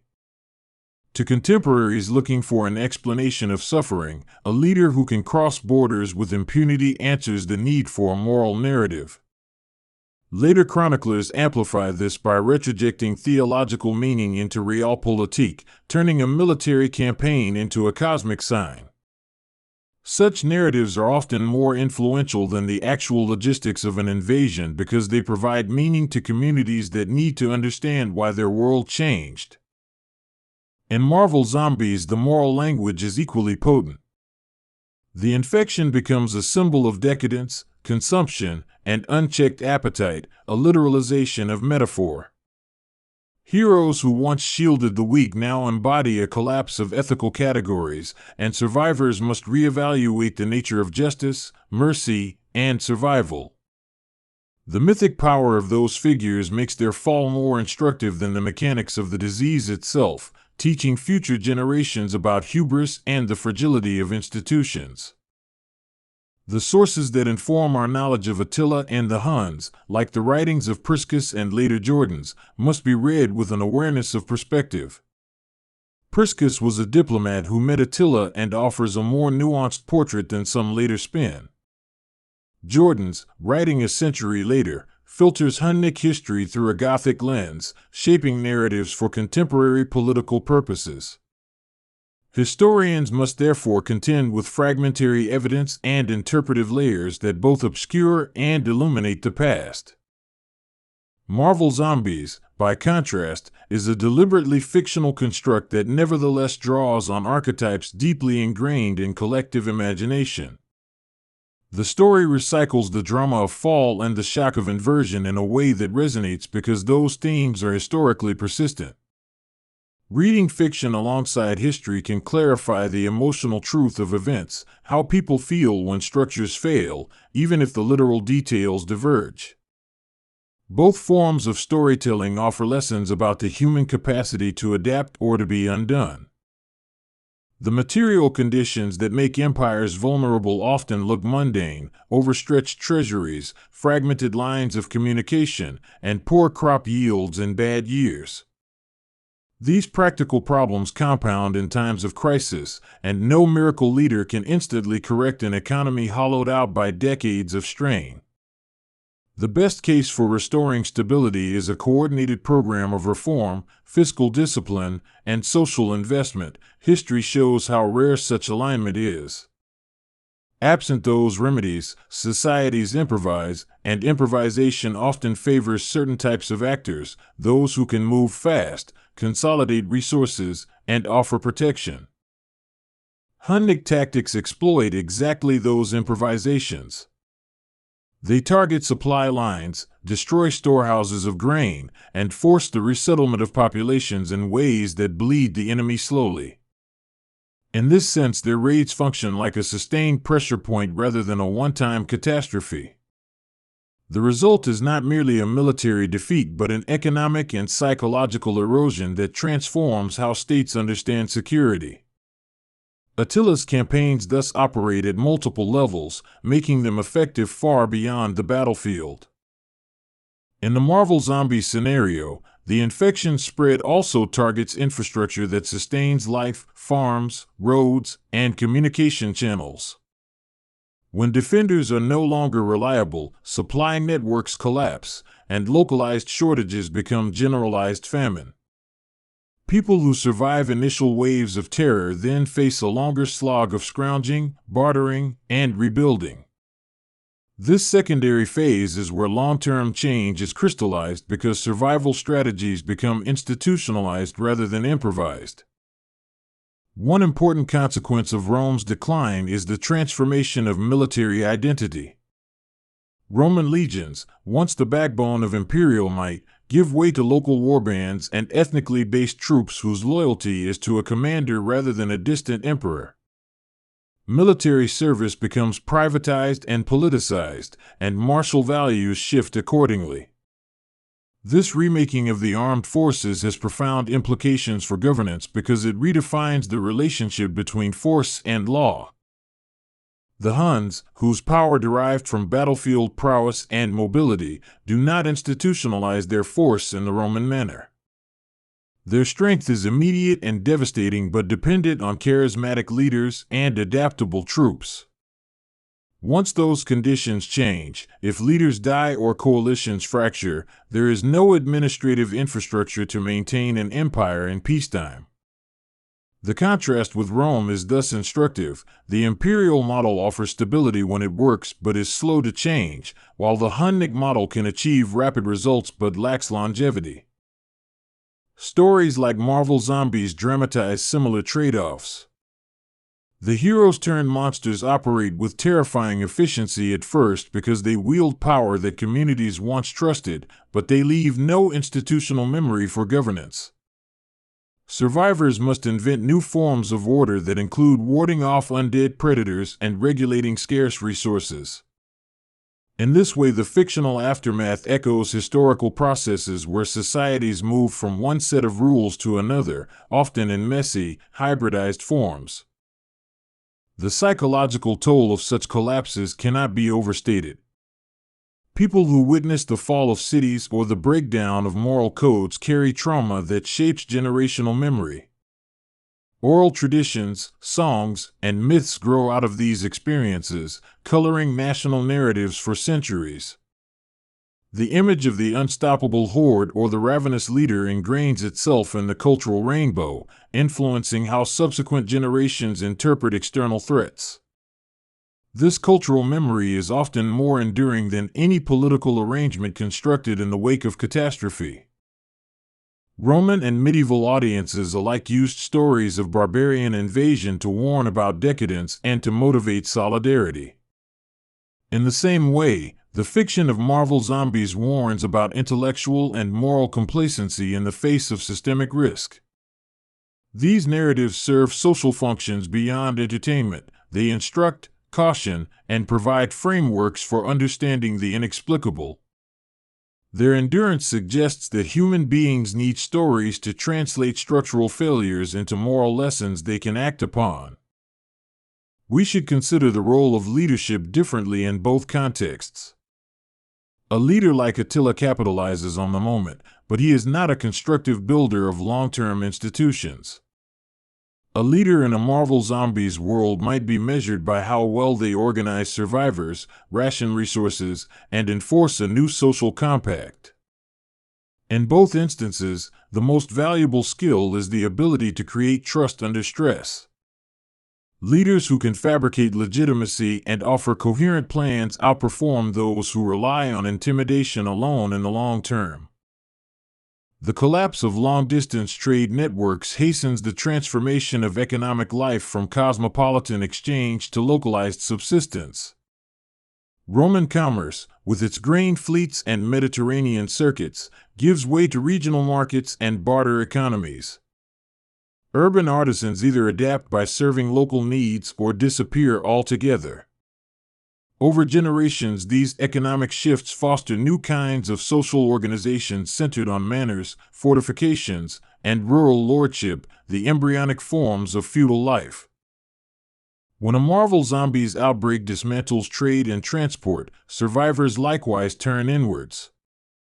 Communities fortify riverside enclaves, develop hoarding techniques, and cultivate local production. The loss of globalized exchange reduces specialization and forces people to relearn basic crafts and skills that had been outsourced to complex supply chains. The irony is palpable. Modern systems of comfort can become liabilities when exposed to catastrophic risk, and the path back to stability often requires a return to basic competencies. The transformation of law and governance follows the reshaping of economic and military life. As central justice systems falter, local norms and customary laws take precedence. Compacts between landowners, church leaders, and local warlords create a patchwork of authority that is often more responsive to daily needs but less uniform across a broad territory. This legal pluralism will later be codified into region-specific codes that reflect the compromises struck during the collapse. Religion and ritual become stabilizing anchors in a world where other certainties have vanished. Churches and monasteries sometimes provide the last institutional memory of literacy, record-keeping, and charitable distribution. In many places, clerics step into administrative roles, bridging the gap between collapsing secular authority and the need for governance. Monasteries become centers of preservation and adaptation, saving manuscripts and agricultural practices that will serve as seeds for later recovery. In Marvel Zombies, religious and moral institutions face a similar test. Priests and philosophers try to make sense of the metaphysical implications of the infection, offering solace or creating rules for how to treat the infected. Some institutions harden into exclusionary enclaves, while others become the architects of humanitarian networks that salvage what remains of civilization. The decisions made by these institutions influence whether a society remembers its civic virtues or succumbs to a new, harsher order. The collapse also accelerates cultural fusion. Roman law, language, and urban practices meld with local Gothic, Frankish, and other tribal customs to create hybrid identities. Latin survives as a liturgical and administrative language even as vernacular tongues evolve into the Romance languages. This cultural synthesis is not peaceful, it is messy and often violent, but it produces the foundations of modern European identity. The same principle applies in narratives of societal breakdown where survivors recombine fragments of old norms to fashion workable codes. Disease as a force of history is not limited to fiction. The Justinian plague of the 6th century, a century after Attila's death, is an example of biological forces reshaping empires. Epidemics can deprive states of manpower, weaken militaries, and alter economic patterns in ways that are difficult to reverse. When combined with political fragmentation, such biological shocks create conditions for dramatic realignment. The metaphor of contagion thus moves seamlessly between literal and figurative meanings in both historical and fictional narratives. The symbol of the horde, whether a mounted army or a chanting mass of the infected, remains central to human anxiety about collapse. A horde removes the face of governance, replacing it with a tide that washes over defenses. It is terrifying because it is impersonal and relentless, an unstoppable quantity that exposes the thinness of institutional membranes. That very terror forces societies to think differently about defense, diplomacy, and the moral obligations of leadership. Modern readers and listeners often look back at the fall of Rome with a sense of inevitability that hindsight creates. But that inevitability is deceptive. Contemporary actors could not easily predict their fates because the horizon of possibility was clouded by daily demands. Similarly, characters in zombie fiction rarely see the full shape of the disaster until after the institutions that would have saved them are gone. The past and the imagined future thus instruct a shared humility about forecasting catastrophe. The archaeological record fills in practical details that texts omit. Broken pottery, abandoned villas, and reconfigured roads speak of a society in transition. Material culture shows that people repurposed Roman structures for new functions, barns from baths, dwellings from temples. These changes testify to resilience as much as to loss. Communities do not vanish but adapt with creativity under duress. This quotidian ingenuity echoes in fictional survivors who learn to retrofit the ruins of a former world to serve new needs. One of the more subtle consequences of these eras of violence and collapse is the transformation of identity and belonging. People who once thought of themselves as Roman now identify with a local lord or a warrior chief. The anchor of imperial citizenship dissolves and reconstitutes. New elites rise who define legitimacy through military prowess, religious sanction, or administrative skill. The shifting nature of belonging influences law, marriage, property, and even memory. Who is remembered and who is forgotten becomes a political act. As we look at the long horizon of European history, the fall of Rome and the era of the Huns are part of a larger pattern of discontinuity that eventually produces stability in new forms. Out of chaos emerged the medieval kingdoms that would later feed into the Renaissance and the modern state. The narrative is not one of unending decline but of metamorphosis, the old foundations repurposed and recombined into institutions fit for new challenges. The same metamorphosis appears in careful fictional endings where survivors turn catastrophe into a new order of life. Marvel Zombies narratives frequently explore this emergence by centering communities that rebuild, redefine ethics, and create new myths to explain what they endured. The storytelling focus moves from shock to reconstruction, from horror to governance, and finally to the philosophical question of whether the world should return to its previous shape or adjust to what it has become. In both history and fiction, the moral task of survivors is to decide which habits of the old world are salvageable and which must be abandoned. Memory and myth take different forms in the post-collapse environment. Chroniclers write histories that both preserve facts and justify new regimes, while storytellers create myths that impart moral lessons. Attila's figure oscillates between villain and tragic hero in various traditions, his image refracted by centuries of cultural reinterpretation. Similarly, the monstrous heroes of zombie fiction become the centerpieces of cautionary tales about power, hunger, and moral erosion. Across centuries, the lessons drawn from these events feed into later statecraft and military thought. Leaders learn to value flexible defense, the integration of local elites into governance, and the building of administrative depth that can survive leadership changes. Diseases teach public health lessons that slowly accumulate into institutional knowledge, albeit often after painful iterations.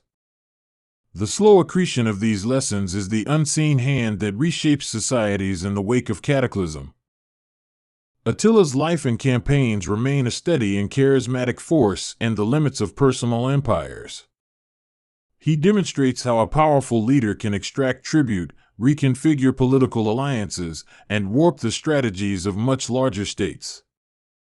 Yet his inability to create lasting institutions shows the vulnerability of empires that depend overwhelmingly on a single man.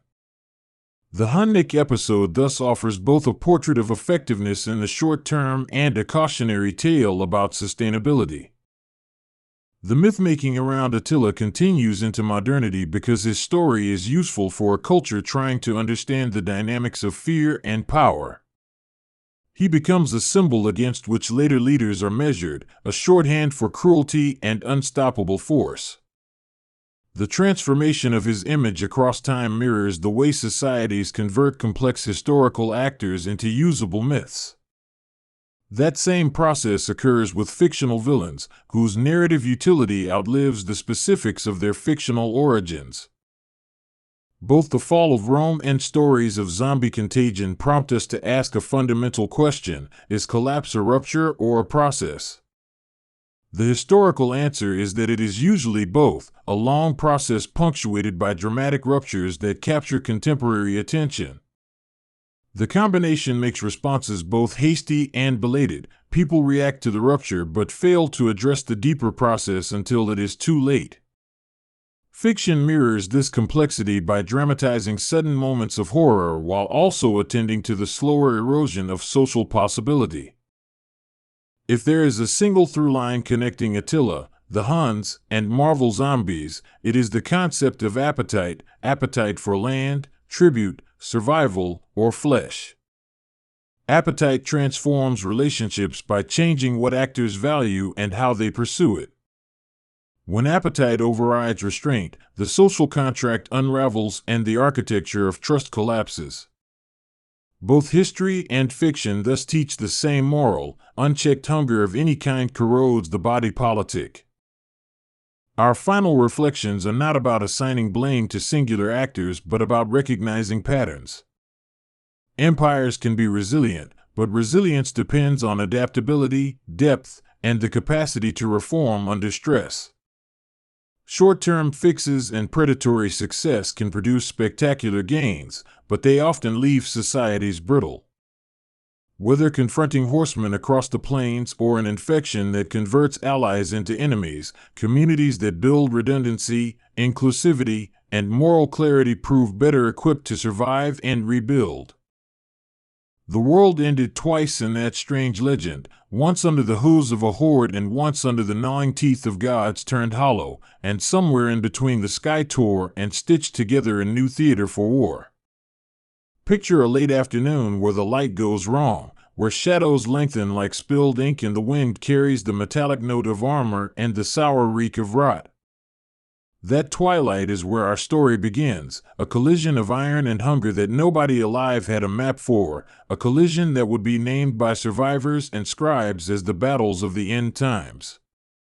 They spoke of blood like the ancient rivers and flesh like tattered banners, and they told it in breathless sentences by firelight because it was easier to live with terror when it could be told.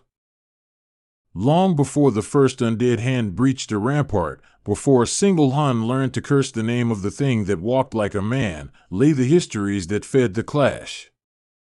The Huns were wind and hoof, a nation known by horsehair and iron and the thunder of cavalry that could split armies apart. Their leader, called by many names across many tongues but most dangerously remembered as Attila, built fear like empire, bending peoples and princes with the simple logic of shock and surge.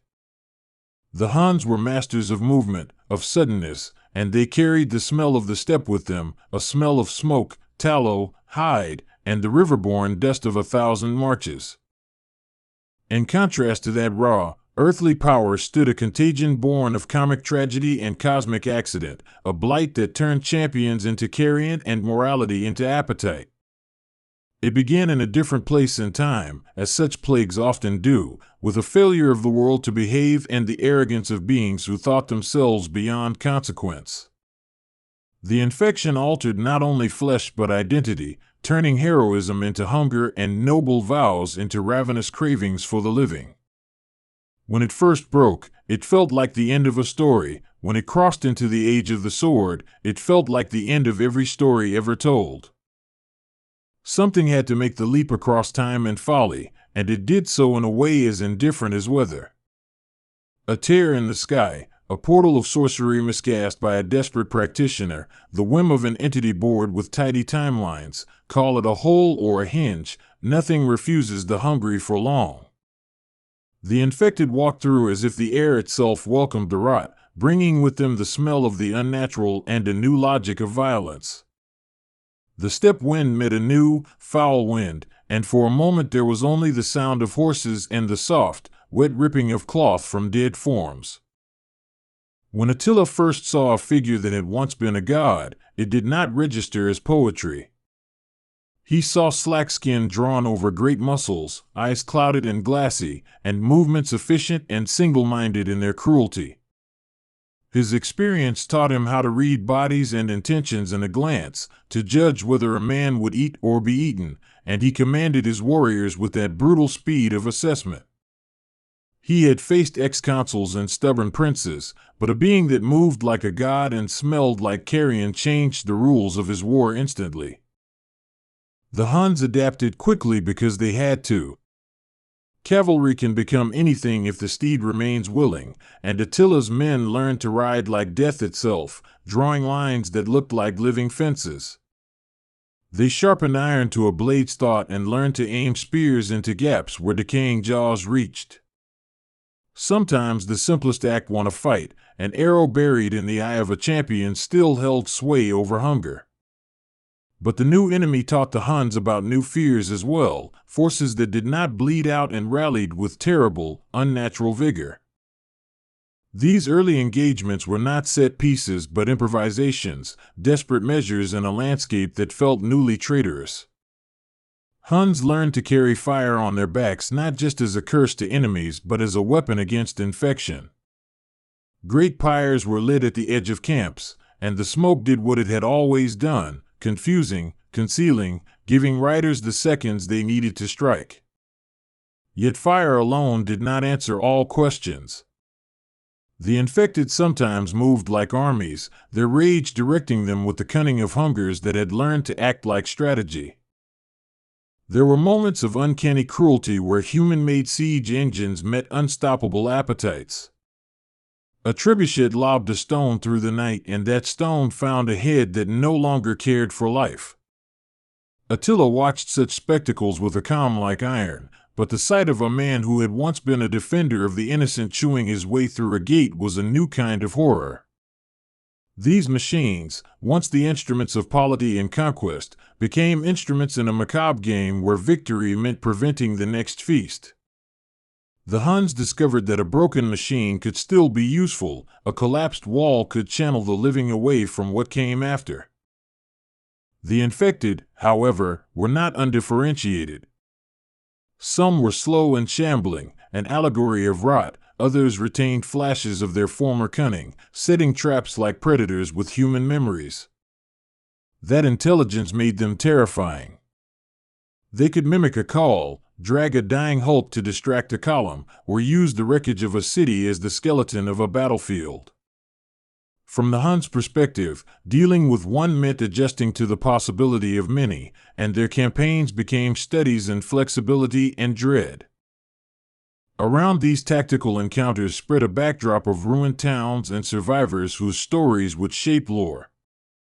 A woman who had sewn armor from wagon tarps because she saw too many with nothing but skin learned how to bend a bow with a precision that surprised a cavalry soldier. Children who had never known a father's hand other than in combat became messengers, slipping through lines where men could not.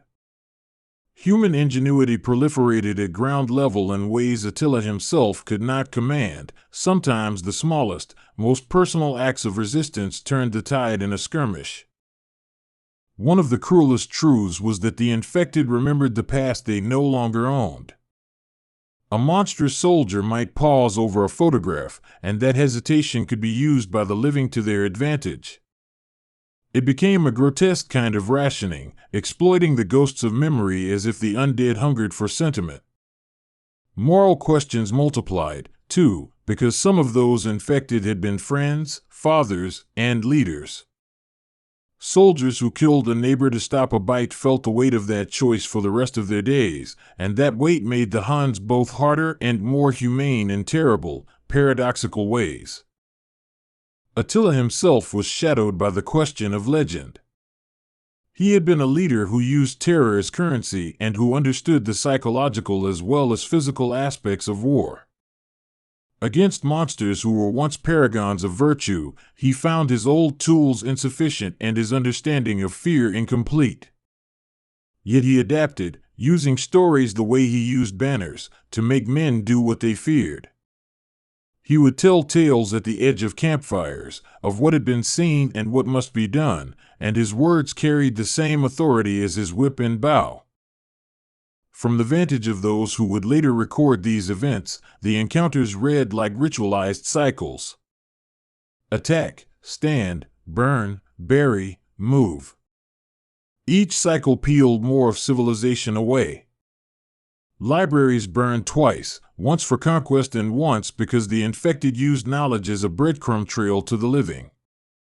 Sacred spaces were defiled not for sacrilege but for sustenance, and those who came upon a desecrated temple discovered that their gods had been eaten into metaphor and melancholy. The infected had their own perverse hierarchy that mimicked the pecking order of the living. Leaders among them could inspire smaller clusters of the ravenous, and they moved with an almost militaristic purpose. Where they had been heroes before, their former charisma translated into commands in a very different currency: who got the best bites, who was allowed to lead a charge, who wore the torn symbols of rank like an irony. The Huns encountered these many hierarchies and found them stubbornly familiar even as they were utterly alien. As the war dragged on, tactics evolved from improvised violence to grim science. Huns tested poison on the infected and found mixed results. Some toxins sent them into frenzy, others merely slowed them. They began to favor long-range strikes and traps designed to collapse corridors into pits. Siege warfare, which had been the domain of cities and empires, became the study of clearing the living like vermin from architectural chasms. Each advance had to account for the grotesque possibility that an enemy might rise again where they were cut down. There were alliances forged outside of pure necessity, strange pacts that survive in memory because they were so unexpected. Some local warlords offered shelter to those uninfected heroes who resisted the plague, allowing a fractured brotherhood of resistance to coalesce. A sorcerer whose craft bordered on superstition performed rites that, while not curing the undead, brought time and confusion into the minds of the infected. For a sequence of months, these alliances made things survivable, and for a time the living felt that understanding could stand a chance against predation. But alliances are fragile things when built on the quicksand of desperation. Jealousies, resource shortages, and the old blood feuds of the steppe reasserted themselves. Attila, ever the strategist, walked a line between coercion and partnership, allowing some autonomy in exchange for tribute and martial obedience.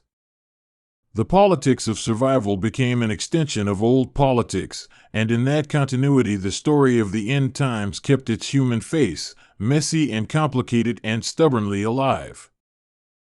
The battlefield itself became a stage for perverse theater. In one remembered encounter, a fortification that had seen many sieges was turned into a faux signal by the infected, who laid mannequins draped in banners outside the wall as if to mock defenders. When the Huns retreated into moonlit trenches to set their ambush, the dead slipped in through gaps and feasted until the defenders realized they had been tricked. Fighting these creatures demanded a new kind of situational skepticism and a cruel willingness to burn things that should have been saved. Urban warfare was a study in claustrophobia and ruin. Cities that once represented structured life became roarless jumbles of torn curtains and crooked statues. The infected used narrow alleys to funnel riders into choke points and pulled down arches to create mazes of bodies. For the Huns, accustomed to wide-open fields where cavalry could express itself fully, these close quarters were disquieting.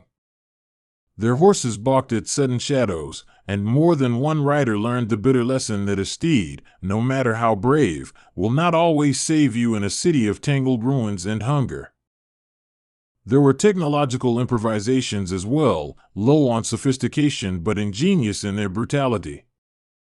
Spears with stakes tied to their shafts, nets greased with pitch and set aflame, and the use of drums to mask the sounds of approach became staples. Human cunning, resourcefulness when abstemious, became a force multiplier. Where imperial machinery had collapsed, small hands and common materials built devices that bought seconds and secured retreats. Creativity became a weapon as potent as any sword. Emotion threaded through this saga in ways that war cannot sterilize. A soldier who had once been a poet maybe recognized a fallen friend and paused, the hesitation sending a ripple down a line that cost lives.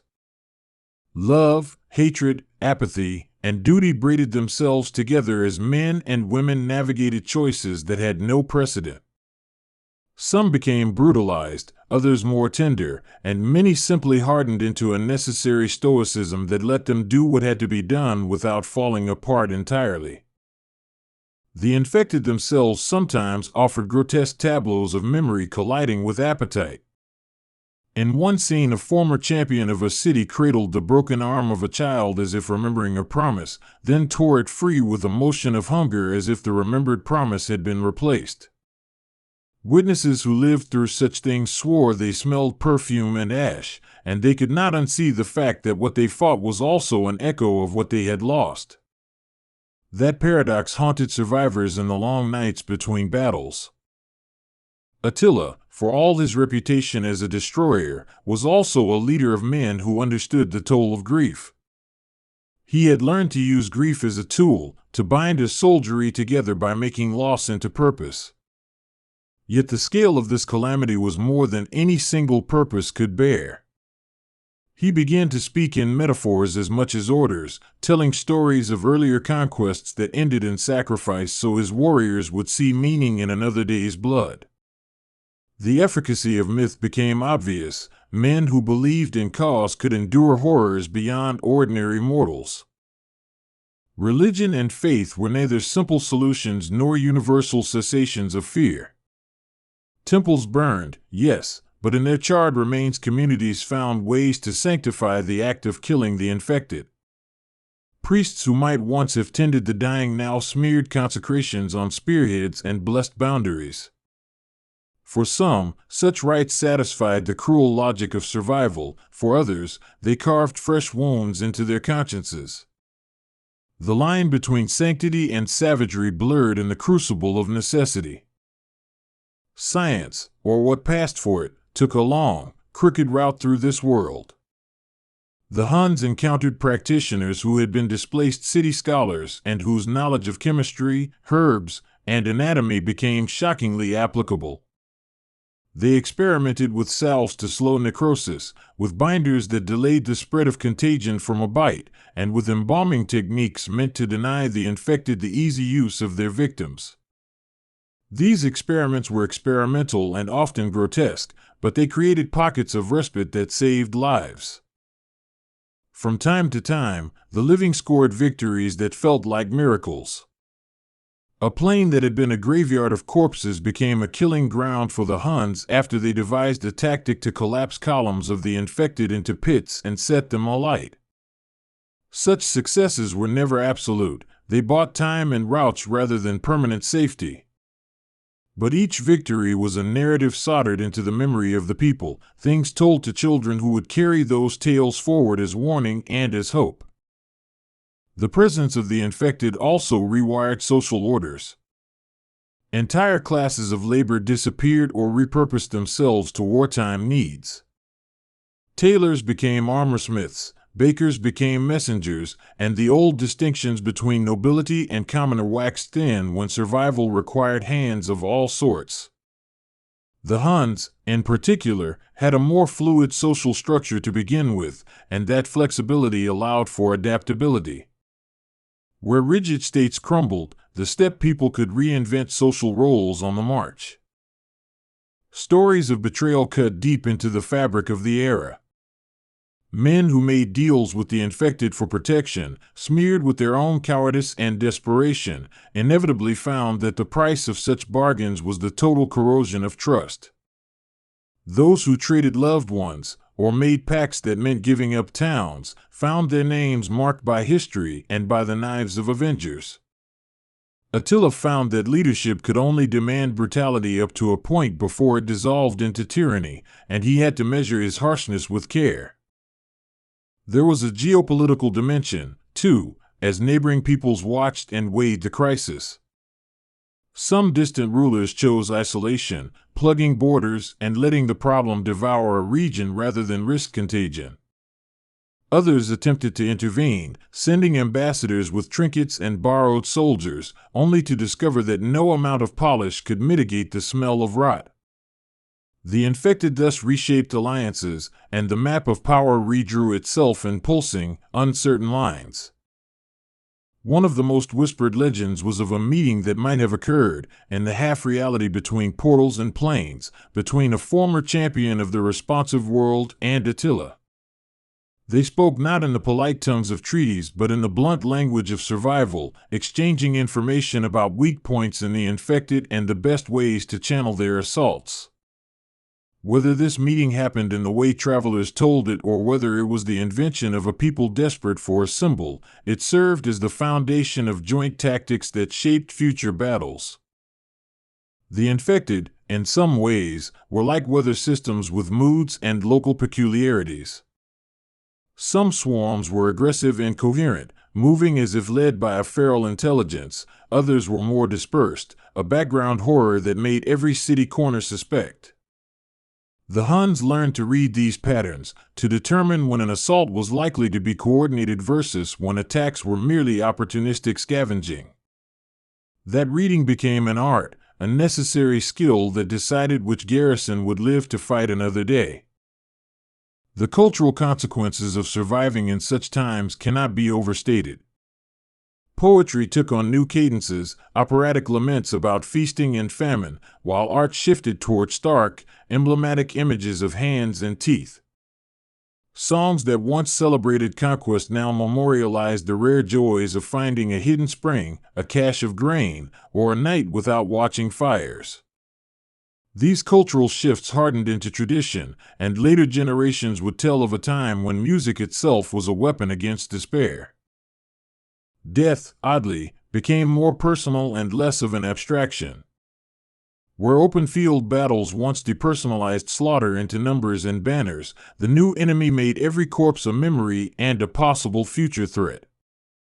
Men who had never wept before in public learned how to bury a face, to close a mouth, to find a meaningful burial even when the world seemed to prefer the convenience of pyres. Those rituals, small and tenacious, preserved an element of human dignity in an era designed to strip it away. There were also philosophical debates among the living. Some argued that the infected were irredeemable and must be annihilated wherever they appeared. Others believed in containment and the faint hope of some cure. These debates, heated and often violent, played out both in councils and in trenches. Attila, pragmatic to the bone, balanced conviction and necessity, and his decisions were judged by their outcomes, not by their purity. In the field, pairings of old and new forms of warfare produced scenes of tragic beauty. A rider might circle a ruined cathedral, arrow-ready, while a makeshift force of scholars below rigged the building with devices to trap the infected inside its stone belly. The clang of iron on stone, the hissing of oil, and the screams of the undead created a dissonant chorus that survivors would later recall with a mixture of pride and shame. Victory in such moments tasted like rust and ash, sweet only because it meant the living could go on. Intelligence gathering became vital. Scouts returned with stories of how the infected altered their patterns at dawn or favored certain temples where large numbers of victims had been concentrated. The Huns used these insights to stage feints and to force the infected into terrain that favored horses and long-range weaponry. They tricked packs into open plains where cavalry could break formations and isolated leaders could be hunted with relative safety. Perhaps the most unsettling development was the creation of hybrid horrors, phenomena born when the infection met the peculiarities of nomadic weapons. Imagine, for a moment, a figure built with the strength of a hero and the practiced cruelty of a mounted archer, their limbs scarred by countless arrows and their mouths stained with the metallic tang of blood. These beings moved like nightmares and were sometimes seen leading waves of their rotting underlings, proving that the contagion could not only consume but adapt. Across months and seasons, the Huns refined their doctrine into grim elegance. They trained units specifically for anti-infected action, specialists who learned which cuts incapacitated and which mutilations only made their foe more dangerous. Their armorers began crafting coverings to prevent bites and made gauntlets that could crush a skull without letting teeth find skin. In these ways, the Huns built a machinery of survival out of the raw materials of the steppe. Behind the front lines, survival meant rationing and ritual in equal parts. Water was sacred because its scarcity could produce enmity as fierce as any blade. Meals were often shared with silence, and the eating of the dead was a crime that transformed families into outcasts. These small but unyielding rules fought to keep civilization alive in a context that wanted it to collapse into savagery and scavenging. From time to time, dreamers and madmen prophesied the end and the beginning. Their words, sometimes lucid, often fanatical, found an audience among those for whom hope was a currency spent too quickly. Some cults arose that worshipped the infected as a purifying force, a view that turned out to be as monstrous as the creatures themselves. Others formed ascetic communities that withdrew into the mountains and tried to preserve learning and art in secret, becoming the seed banks of a possible tomorrow. Urban legends grew as readily as weeds.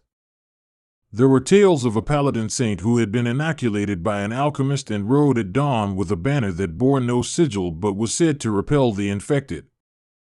There were stories of a hidden valley where time flowed differently and where the food did not rot in the same way. Each tale offered comfort, distraction, and sometimes a dangerous lure. Many of these legends were false, but falsehood can sustain a captain in the fog of war as effectively as any ration. One of the most poignant motifs was the notion of sending letters into the dark. Soldiers and survivors wrote to loved ones who had perished or vanished, tucking those words into clay jars and sending them down rivers, hoping some future would open them like a posthumous embrace. These missives became artifacts of the time, crude and honest, lines of ink that carried grief across years and helped later generations reconstruct the human interior of the calamity. The politics of leadership shifted in subtle ways. Attila had to balance fear and inspiration without letting either devour his authority entirely. Leaders who displayed cruelty without strategy lost men, those who showed mercy without means lost again. In this crucible, the most successful leaders were practitioners of practicality and theatrics in equal measure, people who could order a burning of the dead and then sit in the chartered silence of a moonlit night and tell stories to keep terror manageable. By the time winter came, the map of inhabited spaces was a patchwork of fortresses and hidden valleys, each with its own rules and codes. Some settlements specialized in agriculture and trade, bartering food and knowledge for protection. Others became centers of martial excellence, training men to slaughter specifically tailored to the infected. Travel between them was perilous, but it kept the idea of community alive enough to survive the season. There were moments of bitter humor as well, the kind that comes from the necessity of staying sane. A group of Huns once created masks from decayed heads to deceive a scouting party of the infected, a grotesque parody of enemy uniform that worked because the infected responded to image. Such acts were both ingenious and horrendous, a testament to the twisted inventiveness that human beings develop when they refuse to be unmade. As the campaigns progressed, the accumulation of knowledge led to a strategy that, in hindsight, seemed inevitable: attrition, not annihilation. The infected could be culled in fits and starts, decimated by attrition if the living could avoid being consumed in turn. It was a slow, costly calculus, more akin to farming than to the glorious charges of old. The Huns became gardeners of the apocalypse, pruning outbreaks and protecting shoots of life where they could. At the same time, moral economies evolved. Where once booty and plunder were primary objectives of war, survival turned those incentives into different forms: access to clean water, knowledge of herbal remedies, the right to certain fields in time of harvest. The people who controlled such resources gained influence that rivaled the lords of old. This redistribution of power created its own conflicts, but also helped stabilize pockets of civilization. Stories from the rear lines were full of grief and stubborn, petty heroism. A midwife who had delivered hundreds of children taught new mothers how to seam wounds and how to hide the scent of life to keep children from attracting the infected. A blacksmith who had lost his hands fashioned protective mouthpieces that prevented bites from piercing through, saving an entire village from a single marauding horde. These acts, small and fiercely practical, added up into a web of human ingenuity that kept the species alive. Season after season, patterns of migration emerged. People fled like flocks, following rumors of safety. Some gathered on islands or remote peninsulas, believing that water could be a moat against hunger. Others crossed mountains into valleys where the cold seemed to slow the contagion. The infected were not wholly immune to weather, and severe climates could blunt their progress. These migrations were perilous, but they offered hope like a harsh flower blooming in ash. Intermittently, there were reports of a cure or at least a way to temper the infection. Scholars claimed success when a compound reduced the aggressiveness of a subject, making it possible to confine rather than destroy them. These breakthroughs were tentative and costly, and many were cruel experiments that caused more suffering than they prevented. Yet they pointed to a future where containment, not extermination, might allow a semblance of the old moral frameworks to return. The social fabric was further complicated by refugees and the psychological toll of survival. Children who had been turned into scouts carried trauma into adulthood that made normal life difficult. Adults who had made grisly choices to slow the spread of infection often found themselves ostracized by those who demanded moral clarity they no longer had the luxury to provide. The long aftershocks included a culture of suspicion, where a refusal to tell painful truths could be the same as betrayal. At its darkest, the era inspired the creation of those who sought to capitalize on apocalypse. Warlords who offered mercenary protection became small kings, exacting taxes of blood or food, rationalizing theft as necessary for the greater good. Their courts were brutal places of discipline and show trials, where dissent was punished with public displays that were meant to deter others. These tyrants were a reminder that the end of times is also fertile ground for the worst kinds of ambition. Yet in the mosaic of ruin, there were also sanctuaries of radical compassion. Some villages decided that anyone would be sheltered regardless of status or wound, and they built systems to vet the infected humanely and to decide collectively what could be done. These communities practiced a kind of restorative justice that was rare and dangerous but also gloriously human. They became beacons for those who refused to let survival be defined by cruelty alone. Towards the later chapters of this saga, the infected began to recede not because a single act destroyed them but because the living became better at living around them. Lines of defense grew permanent, biomes of non-infection stabilized, and the cultural work of mourning and teaching made society durable. People stopped telling themselves that everything would return to how it had been and started telling new stories of continuity built from loss. The final battles were not cinematic slaughters but long campaigns of wear and willpower. The Huns, who had adapted best to movement and improvisation, played a central role in these engagements, leveraging their mastery of horses and terrain to unmake the infected where they gathered. They did not triumph in a single, glorious moment. They won by refusing to leave the field, by making the cost of hunting the living intolerable for the undead. In the end, the infected were pushed to margins and enclaves, not destroyed but contained. Survivor narratives emphasized that this containment created a new world of rules. Some regions banned travel at night, others enforced quarantine laws, and still others built new rituals that fused the practical with the sacred. These rules were harsh because the stakes were absolute, but they allowed populations to flourish in pockets where food, water, and shelter were reliable. The brutality of early years gave way to the slow, messy work of building a future out of scrap. Memory became a civic duty. Schools that reopened taught children not only how to read and write but also how to recognize signs of infection and how to perform burials without attracting danger. Songs taught basic survival knowledge alongside myths of courage. This institutionalization of trauma and resilience shaped a culture in which vigilance was a virtue and in which horror could be converted into protocol.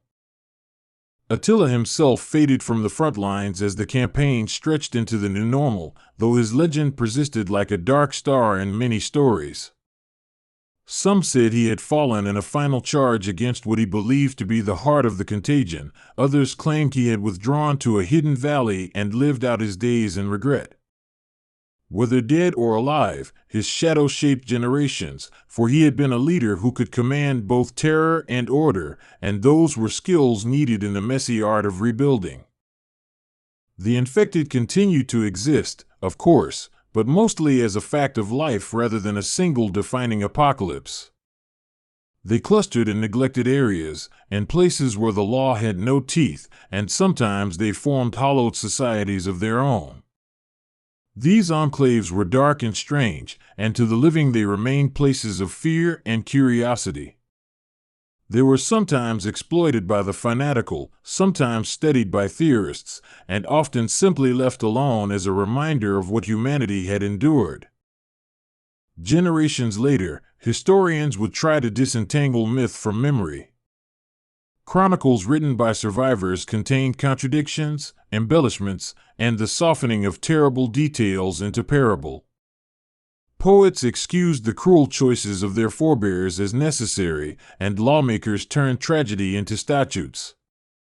The narrative of the end times became both a warning and a founding myth, part elegy and part constitution for the new societies that claimed to have survived. Across the long sweep of what came after, the influence of those years endured in unexpected ways. Weaponry and tactics developed during the crisis influenced future wars, fortifications adapted to defend against both living and something more like curse. Cultural institutions, once frayed, grew disciplined and cautious, their leaders often products of wartime pragmatism.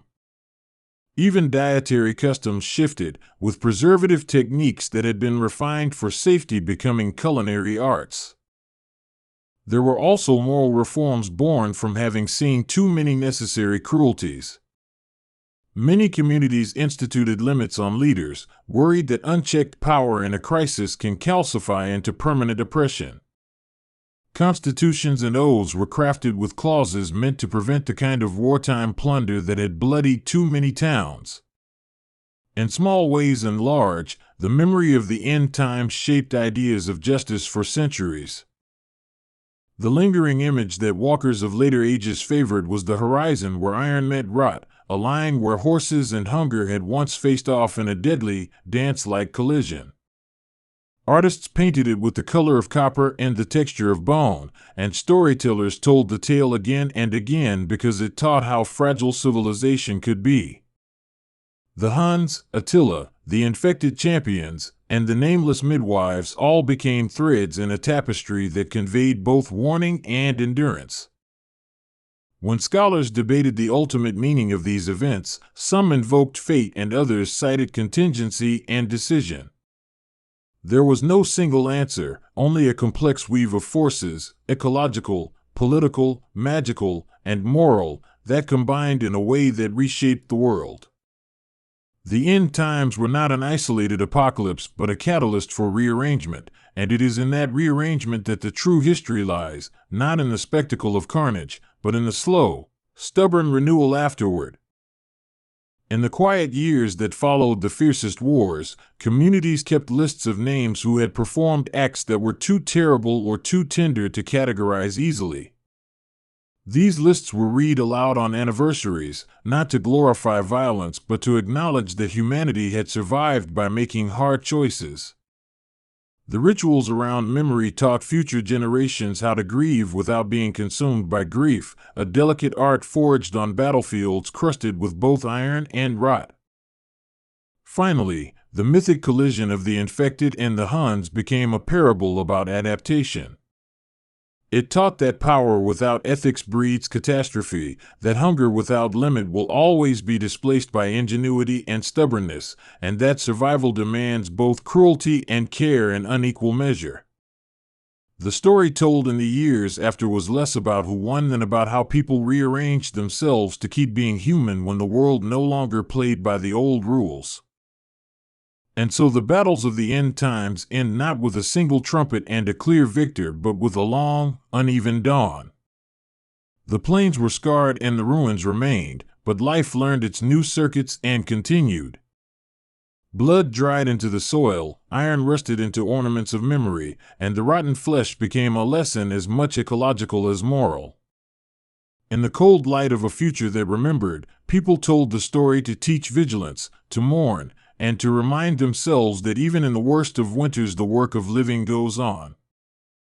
Listen closely, because the story I'm about to tell ties together two great and seemingly distant currents, the raw, relentless beat of Attila and his Huns, and a monstrous, modern contagion born in the pages of comic books and whispered through the circuitry of a fictional multiverse.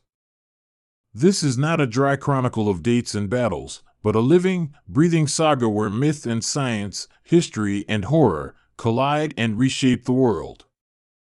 Imagine riding with Attila across the steppes, wind at your back, and then imagine a different kind of wind, one that carries a disease of hunger, a virus that does not respect borders, that turns hero into predator. The story that follows is an attempt to trace the cursed legacy of that collision, to show how the Hun and the zombie, each terrifying in their own era, combine to rewrite human fate. We begin not at a single starting point but at two.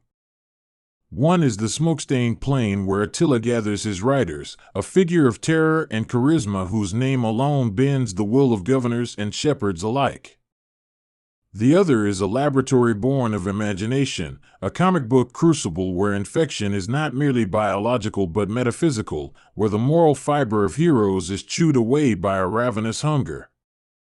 Both beginnings are rooted in contagious influence. Attila's charisma spreads conquest, the comic contagion spreads a literal appetite for flesh. From those twin sparks, rivers of consequence flow and intersect in ways that are dizzying, tragic, and darkly instructive. Attila's story is ancient but never simply old. He emerges from the fog of late antiquity as a figure who commands not just soldiers but the terror economy of his age. His methods are simple and effective: swift cavalry, surprise, overwhelming force, and an almost theatrical use of brutality to make future resistance seem futile. He negotiates not only with lances and banners but with fear itself, and that fear alters the calculus of empires. Empires that spent decades building walls and treaties find themselves paying tribute or redefining borders because the idea of Attila is as infectious as any plague. Once it infects a ruler's imagination, capitulation becomes a strategic preference. Across the centuries, tales of Attila mutate into legend and then into political language. Leaders invoke him when they wish to paint an opponent as barbarous, historians use his invasions to frame the decline of Rome, and the poets use his image to explore the thin line between order and anarchy. That image, of a writer who makes history happen by bending communal wool, becomes a template for later uncanny figures who arrive to change the rules of the game. But Attila's legacy isn't merely metaphorical. His campaigns reconfigured migration patterns, economic networks, and the demographic map of Europe, leaving scars that would later shape medieval polities and the mythic imagination that feeds modern storytelling. Turning now to the other current, we enter a universe of panels and ink where the extraordinary becomes ordinary and vice versa. The Marvel Zombies mythos begins as a speculative exercise. Imagine a world in which the superheroes, those icons who define moral clarity, are themselves infected by a hunger that makes them monstrous. It's a thought experiment that blossoms into a narrative full of tragic inversions. The protector becomes predator, the savior consumes. In that inversion we find the seed of a curse, an infection that is not neutral biological fact, but a narrative force that unravels identity, honor, and purpose. The zombie contagion in these stories operates on multiple levels. On the surface, it's a pathogen, transmitted through bites and contact, a disease of bodies that turns living tissue into a meal. But underneath that, it's a symbolic erosion of values. A hero who loses their moral compass and eats a friend represents a societal fracture. A civilization that watches its protectors collapse into monsters faces not only immediate physical threat but a crisis of meaning. Marvel's zombies intensify this by infecting beings who once carried society's highest hopes, thereby creating an existential dread that ordinary undead stories rarely achieve. When we imagine a crossover between Attila's Huns and a zombie pandemic of Marvel proportions, it's tempting to think of simple, violent collision, two forces meeting on a battlefield. But the richness of this hypothetical lies in the ways they influence each other's systems. The Huns do not arrive as supernatural carriers of the Marvel virus. Rather, the pandemic finds them as it finds every vulnerable community. And Attila's military genius converts that vulnerability into strategic advantage. A pathogen that consumes the living becomes, in the hands of a leader like Attila, another instrument to weaken empires and redirect the flow of history. Consider how war and disease have historically interacted. Armies move quickly and touch many communities. They break quarantine through necessity and use mobility as strategy. When a contagious horror appears, soldiers can be vectors and victims in rapid succession. Attila's campaigns, with their rapid mounted advances and fluid logistics, are a perfect conduit for contagion. But in this narrative, that conduit becomes darkly intentional. The Hun's mobility amplifies the spread and the psychological terror of an undead plague, and Attila, ever pragmatic, learns to weaponize panic itself, to force cities into submission by letting the rumor of infection do half his work. Yet the psychological warfare is only part of the story. The Marvel zombie infection does not always respect simple predictability. Supernatural and scientific elements intermingle. Heroes may retain fragments of memory and tactical intelligence even as their appetites grow. Imagine a battlefield where a once heroic warrior, infected, still takes aim with an instinctive precision no ordinary undead could muster. That combination of cold calculation and brutal hunger creates a new class of threat, one that is more terrifying than either Attila's cavalry or mindless zombies alone. The Huns, for their part, are not merely blank-faced destroyers. They have culture, internal hierarchies, loyalties, and rivalries. Attila holds power through networks of loyalty and threat, and the pandemic would inevitably test those bonds. Some within his ranks might see the infection as a curse to be culled, others as a divine favor that shatters the constraints of civilized law. Factions could emerge, purists who preserve strength through ritualized culling, opportunists who accept the infected as tools, and dissidents who attempt to flee and warn the wider world. Those fractures reshape the Hun polity with consequences as profound as any battlefield defeat. Beyond internal politics is the broader moral landscape. The infected Hun, when paired with Marvel's corrupted heroes, raises questions about agency and culpability. Is a warrior who bites out of mindless hunger the same as a warrior who kills for conquest? The narrative wants us to answer no, yet the truth blurs. If a former hero remembers the taste of victory and uses that memory to hunt more effectively, are they still an instrument of the old moral order, or a new, perverted version of power? By forcing us to entertain such moral dissonance, the story breaks us open, making us reconsider the nature of justice when familiar moral frameworks collapse. We must also examine how societies respond to such dual threats. Cities faced by Attila already construct defenses of walls, treaties, and tribute. But when those cities must simultaneously contend with an infection that can lurk within their own defenders, those defenses unravel from the inside out. Leaders must make horrific choices: quarantine whole districts and risk famine, slaughter suspected carriers and risk moral disintegration, negotiate with Attila and risk becoming his vassal. Each choice ripples outward, changing alliances, trade routes, and the cultural memory of peoples who live through it. In that crucible, new myths are born. Survivors tell stories of nights when banners fluttered beneath the shadow of something even darker than conquest, a hero, once beloved, eating at a city's gate. Children grow up learning to fear capes as much as cavalry. Clerics reinterpret scripture to accommodate a world where saints fall and become fiends.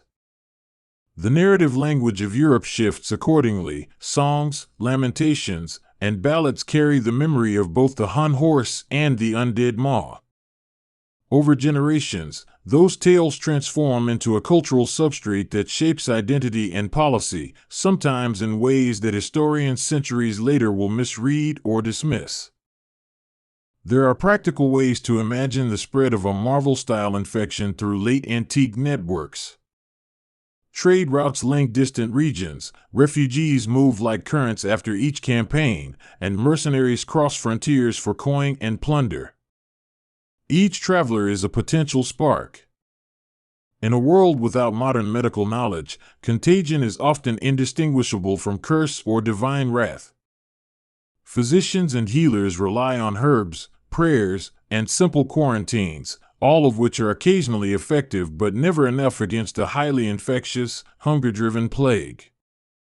The result is a patchwork of collapsed towns, desperate fortifications, and pockets of survival that resemble islands in a dark, storm-swept sea. Into those islands come actors from unexpected places.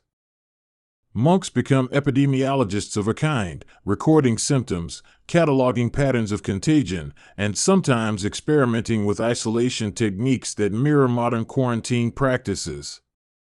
Merchants adapt by changing routes, paying bribes to pass infected zones, and investing in security that blurs with militarization. Noble families move their valuables and people to more remote estates, inadvertently creating new centers of power. Through these adaptations we see the slow, messy work by which societies attempt to restabilize after systemic shocks. Sometimes they succeed, sometimes they do not, and sometimes they become something new and unsettling. Meanwhile, Attila himself must adapt. He is not a one-dimensional destroyer in this narrative, but a tactician who reads the changing terrain. The arrival of a ravenous infection forces new calculations. Does he use the contagion as a tool to reduce resistance, or does he fear losing his own ranks to the same hunger? The answer is neither constant nor predictable. Attila may order the purging of infected camps to preserve the core of his army, while also allowing the rumor of undead horrors to drive weaker states to pay tribute.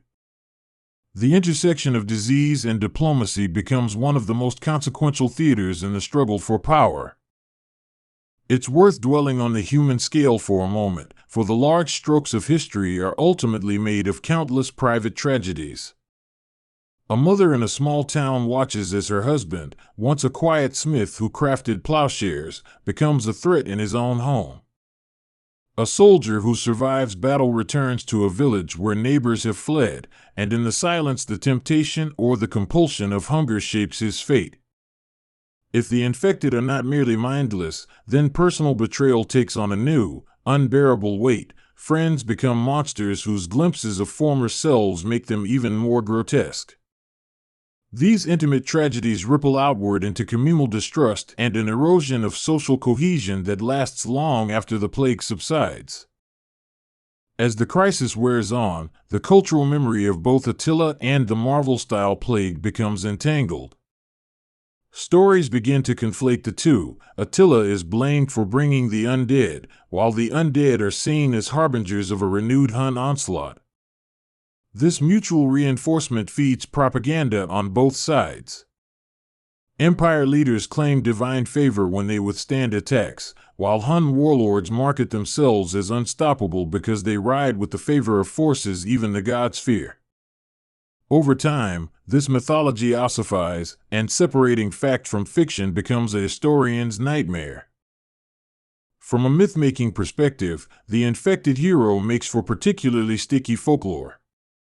Legends cleverly invert virtues. Courage becomes reckless vanity, mercy becomes weakness, and patience becomes the cunning that precedes a fresh outbreak.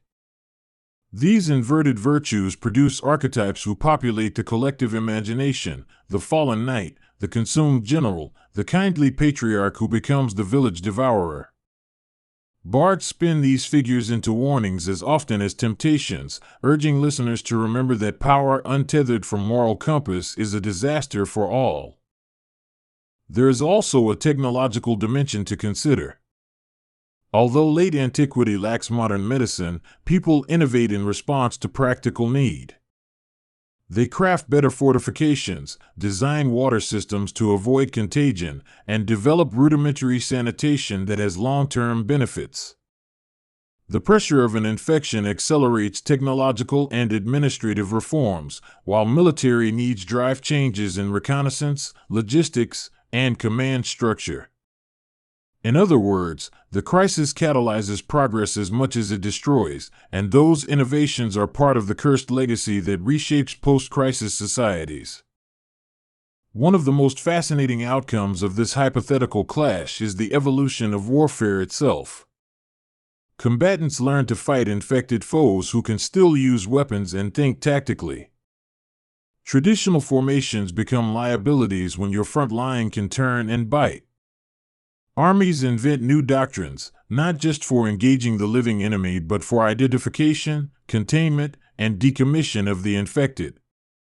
These tactical evolutions migrate into general military knowledge, reshaping how future conflicts are fought even in regions that never encountered the plague directly.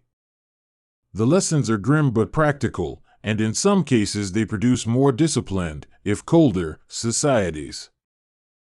There is an ideological aftermath too. The experience of a world where heroes can become monsters forces a reevaluation of leadership and trust. Societies that survive may adopt stricter checks on power, councils instead of kings, rotatory leadership instead of lifelong rule, more codified legal frameworks to prevent charismatic figures from accumulating unchecked authority. In other words, a culture traumatized by charismatic destruction often hardens into caution, erecting systemic barriers that preserve institutions at the expense of spontaneity and sometimes at the cost of creativity. At the same time, the terror of the undead creates fatalistic tendencies. Some groups interpret the plague as a divine judgment that cannot be opposed, choosing spiritual resignation over resistance. Others embrace nihilistic opportunism, using the breakdown of order to amass power through plunder and fear. Those who try to build new orders find themselves squeezed between fatalists who surrender and opportunists who prey, making the reconstruction of stable governance slow and fraught. The result is a long period of political experimentation and failed attempts, a dark age of policy as much as of culture. Even the arts change. Painters, poets, and playwrights absorb this new iconography. Imagery of torn capes and hooved riders becomes common in tapestries and murals, not as entertainment but as a communal processing of trauma. In those works, the line between hero and monster blurs, and artists often refuse to offer easy moral judgments. Instead, they dwell in ambiguity, forcing audiences to sit with the discomfort that arises when the narrative certainties of an order collapse into a wilderness of fear and hunger. These cultural shifts have long tails. Decades later, political boundaries redrawn in the wake of Attila and the plague harden into new nations. Folklore replaces Roman codices in some regions, while others double down on imperial models that promise stability through central power.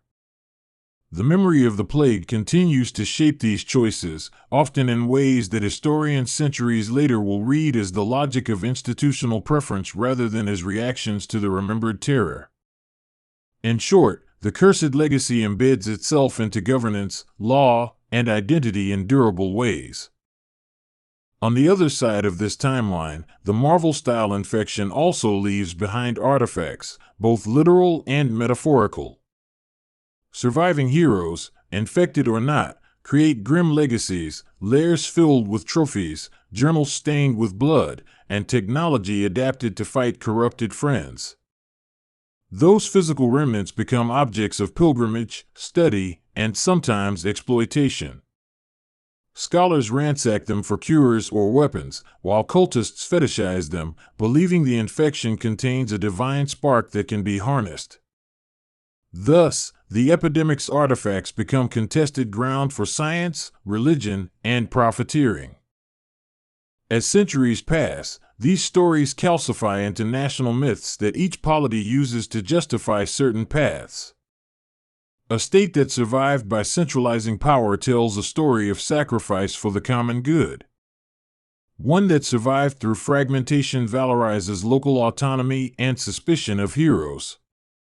Attila's name becomes a rallying cry for some and a cautionary tale for others. The zombie legend becomes superstition for some and a field of inquiry for emergent scholars. The interplay between narrative and policy ensures that the cursed legacy continues to reverberate long after the last infected body has decayed. If we widen our lens to consider world history, these events create alternative trajectories. Trade networks severed by fear either reroute and stimulate different regions or atrophy and lead to economic contraction. Population declines reshape labor availability, which in turn changes property relations and the structure of household economies. Some regions that were formerly peripheries gain importance as safe havens, while central hubs lose their status. In other words, the combined shock of hunting campaigns and a plague of predators triggers a domino effect across demography, economy, and political geography. The moral of the story is not simply that catastrophe begets innovation or that monstrosity erases humanity. Instead, the long arc of this narrative shows how societies respond with a mixture of cruelty and creativity, sometimes failing and sometimes producing new forms of resilience. The cursed legacy is double-edged. It destroys, but it also forces reinvention. The cultures that emerge from the ashes carry within them lessons learned in terror, and those lessons can either guard against future catastrophe or ossify into authoritarian rigidity. At a human scale, the legacy is complicated because memory is selective and stories mutate to serve the needs of communities. Some recount the horror to warn future generations, others sanitize it to preserve civic pride, and some mythologize it to mobilize for future wars. Each adaptation of memory is itself a political act, bending the past to justify present choices. That bending is the ultimate curse. The past, no longer a neutral ledger of events, becomes a lever for contemporary power. Yet there is also redemption in the narrative. Small communities that survive find ways to recreate meaning, to build festivals that celebrate the saving of a village, to invent rituals that honor both the dead and the living. Those rituals embed lessons without freezing them into dogma. They become a cultural immune system, a set of repeated practices that reduce the chance of repeating the same catastrophic mistakes. In this sense, the cursed legacy also plants seeds of wisdom that, if cultivated, can transform trauma into precaution and grief into communal strength. Finally, we must reckon with the imaginative truth of the crossover itself. What draws us to a story that mixes Attila with Marvel zombies is not merely shock value but the desire to test our assumptions about power, heroism, and the fragility of order. The tale asks us to consider what we would do when our protectors become predators and when a charismatic leader offers solutions that exact moral costs. It forces us to ask whether institutions or individuals are better suited to carry our fears and hopes, and whether we can design societies that are resilient to both plague and demagoguery. So when you picture the ravaged plains and the ruined cities, remember that the real horror is not only the monstrous face at the gate but the choices we make in response. The Huns and the zombies each reveal weaknesses in civilization, the hunger for immediate advantage, the willingness to follow charisma without scrutiny, and the precariousness of moral memory. The cursed legacy they leave is a tapestry woven from these failures and from the ingenuity that rose in response. And in that tapestry lie both warning and possibility for those who listen closely enough to learn. The end of this long arc is not tidy. There is no single victory over the curse, no final battle after which history returns to a preordained path. Instead, there is a gradual settling, a long tale of adaptation, reform, and forgetting. Attila's name fades into legend even as it remains an active metaphor, and the memory of the infected hero becomes a cautionary trope that shapes ethics and governance. The world that emerges is different, scarred and wiser in some ways, crueler and more brittle in others. That is the cursed legacy, a permanent change to the fabric of human affairs. When historians centuries later try to parse cause and effect, they'll find it difficult to separate the influence of a charismatic conqueror from the structural changes introduced by a pandemic of monsters. Both exert pressure in similar directions, disrupting markets, displacing populations, and forcing institutional change, but they differ in texture. One is the human artifice of leadership and tactics, the other a biological and symbolic contamination of identity. Their intersection, however, produces outcomes that neither alone could fully explain. And so this tale closes not with a single moral pronouncement but with an invitation to pay attention. To remember that history is made of threads, sometimes ordinary and sometimes fantastical, that cross and knot into patterns we call destiny. When leaders make choices in moments of crisis, when societies respond to biographical horrors of contagion and charisma, they are weaving a legacy that will outlive them. That legacy may be cursed, it may be instructive, but it will certainly be consequential, for better and for worse.